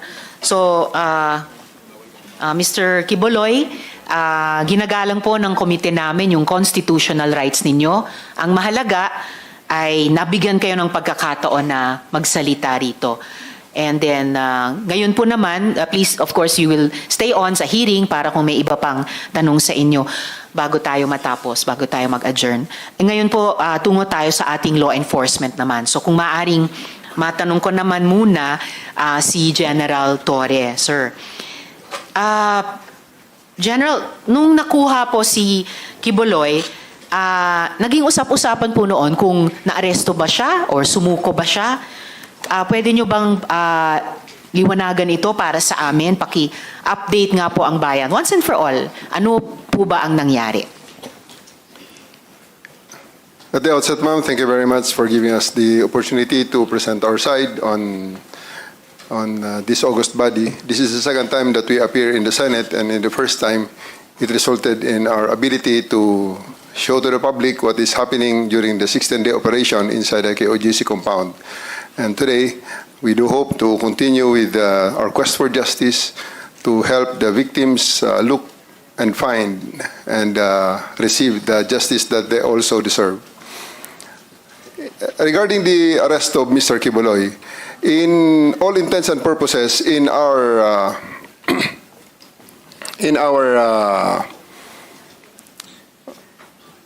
whole operations, he is arrested because he submitted himself to my representative because he has no other options other than submit himself to the custody of the law. Because whether he like it or not, he has no other options during the time. Because I have 4,500 people around him inside this compound, and 1,200 is concentrated on the 2 buildings that he has control of. On the part that he is saying that he voluntarily surrendered, it is just on the colloquial and the popular term of this term surrender, because he has no other option. Again, I will stress on that, because all the other units there that provided us with assistance only provided prisoner transport from the place he is arrested to the place where he is detained. So that's I think the synopsis of everything that transpired during that day on September 8th, when he took custody of him to make him answerable to the crimes that he is charged of in various courts in the Philippines. Salamat po, General. And bilang isang sibilyan, isang mambabatas, naiintindihan ko na anuman yung colloquial or popular term na gamitin, ang outcome ay nasa kamay na siya ng ating mga otoridad dahil sa environment na na-create nyo on the ground, no? Kasama itong 4,500 personnel nyo, na yung 1,200 ay dun lamang nakakonsentrate sa 2 building kung saan siya tumagal, no, ng ilang mga araw. Yes, General. I do believe that the term surrender and arrest is being debated upon. Well, I do believe that the camp of Mr. Quibuloy would like to model the issue on the term the surrender and arrested, because it has great bearing on the criminal case that they are facing, ma'am. So they can use the voluntary surrender term as part of their maybe their defense for and prayer for leniency and cite it as a mitigating circumstance. However, it is not the case, and it was never the case in this situation, ma'am. Well, in any case po, General, tulad ng nagtiwala kami sa PNP na sa tulong ng ibang mga other units na nag-a-assist ay mapapasakamay nyo rin si Mr. Quibuloy, may tiwala rin ang komite ngayon sa Department of Justice na ma-handle alang-alang sa mga victim survivors at alang-alang sa ating bayan yung mga kaso ni Quibuloy. General, ang sabi niyo po ay may mga continuing crimes na nagaganap sa loob ng KOJC compound. At sabi niyo po na may mga iba pang mga biktima na gusto ng PNP pang sagipin. So, pwede po ba kayong mag-elaborate tungkol dito? As of the moment, ma'am, we are partnering with the Department of Justice in building up other cases to be filed against Apollo Quibuloy and his cohorts, his companions. Last week, we have filed sedition and inciting to sedition charges against them through the Department of Justice and with the assistance of the special prosecutors assigned by the DOJ for this case. And there's still continuing build-up on the possible rescue of other people, because we had experienced the extensive brainwashing. Mr. Quibuloy had a head start of around 30 years against the law enforcement, and we are just scratching the top. And I do believe that as time goes by, as people see the fallacies of his declarations, more people and more victims will be having the courage, will summon the courage to actually seek for the redress that the law is ready to give them. Maraming salamat para doon, General Torre. Yun din yung wish ng komiteng ito at napaka-importante yung sinabi nyo na may build up pa kayo para sa dagdag na possible rescues. Of course, mga adults din at lalong-lalo na siguro yung mga bata tulad nung anak ni Miss Jocelyn na buti na rescue na rin niya, no? At sa tulong din ng DSWD at saka DepEd.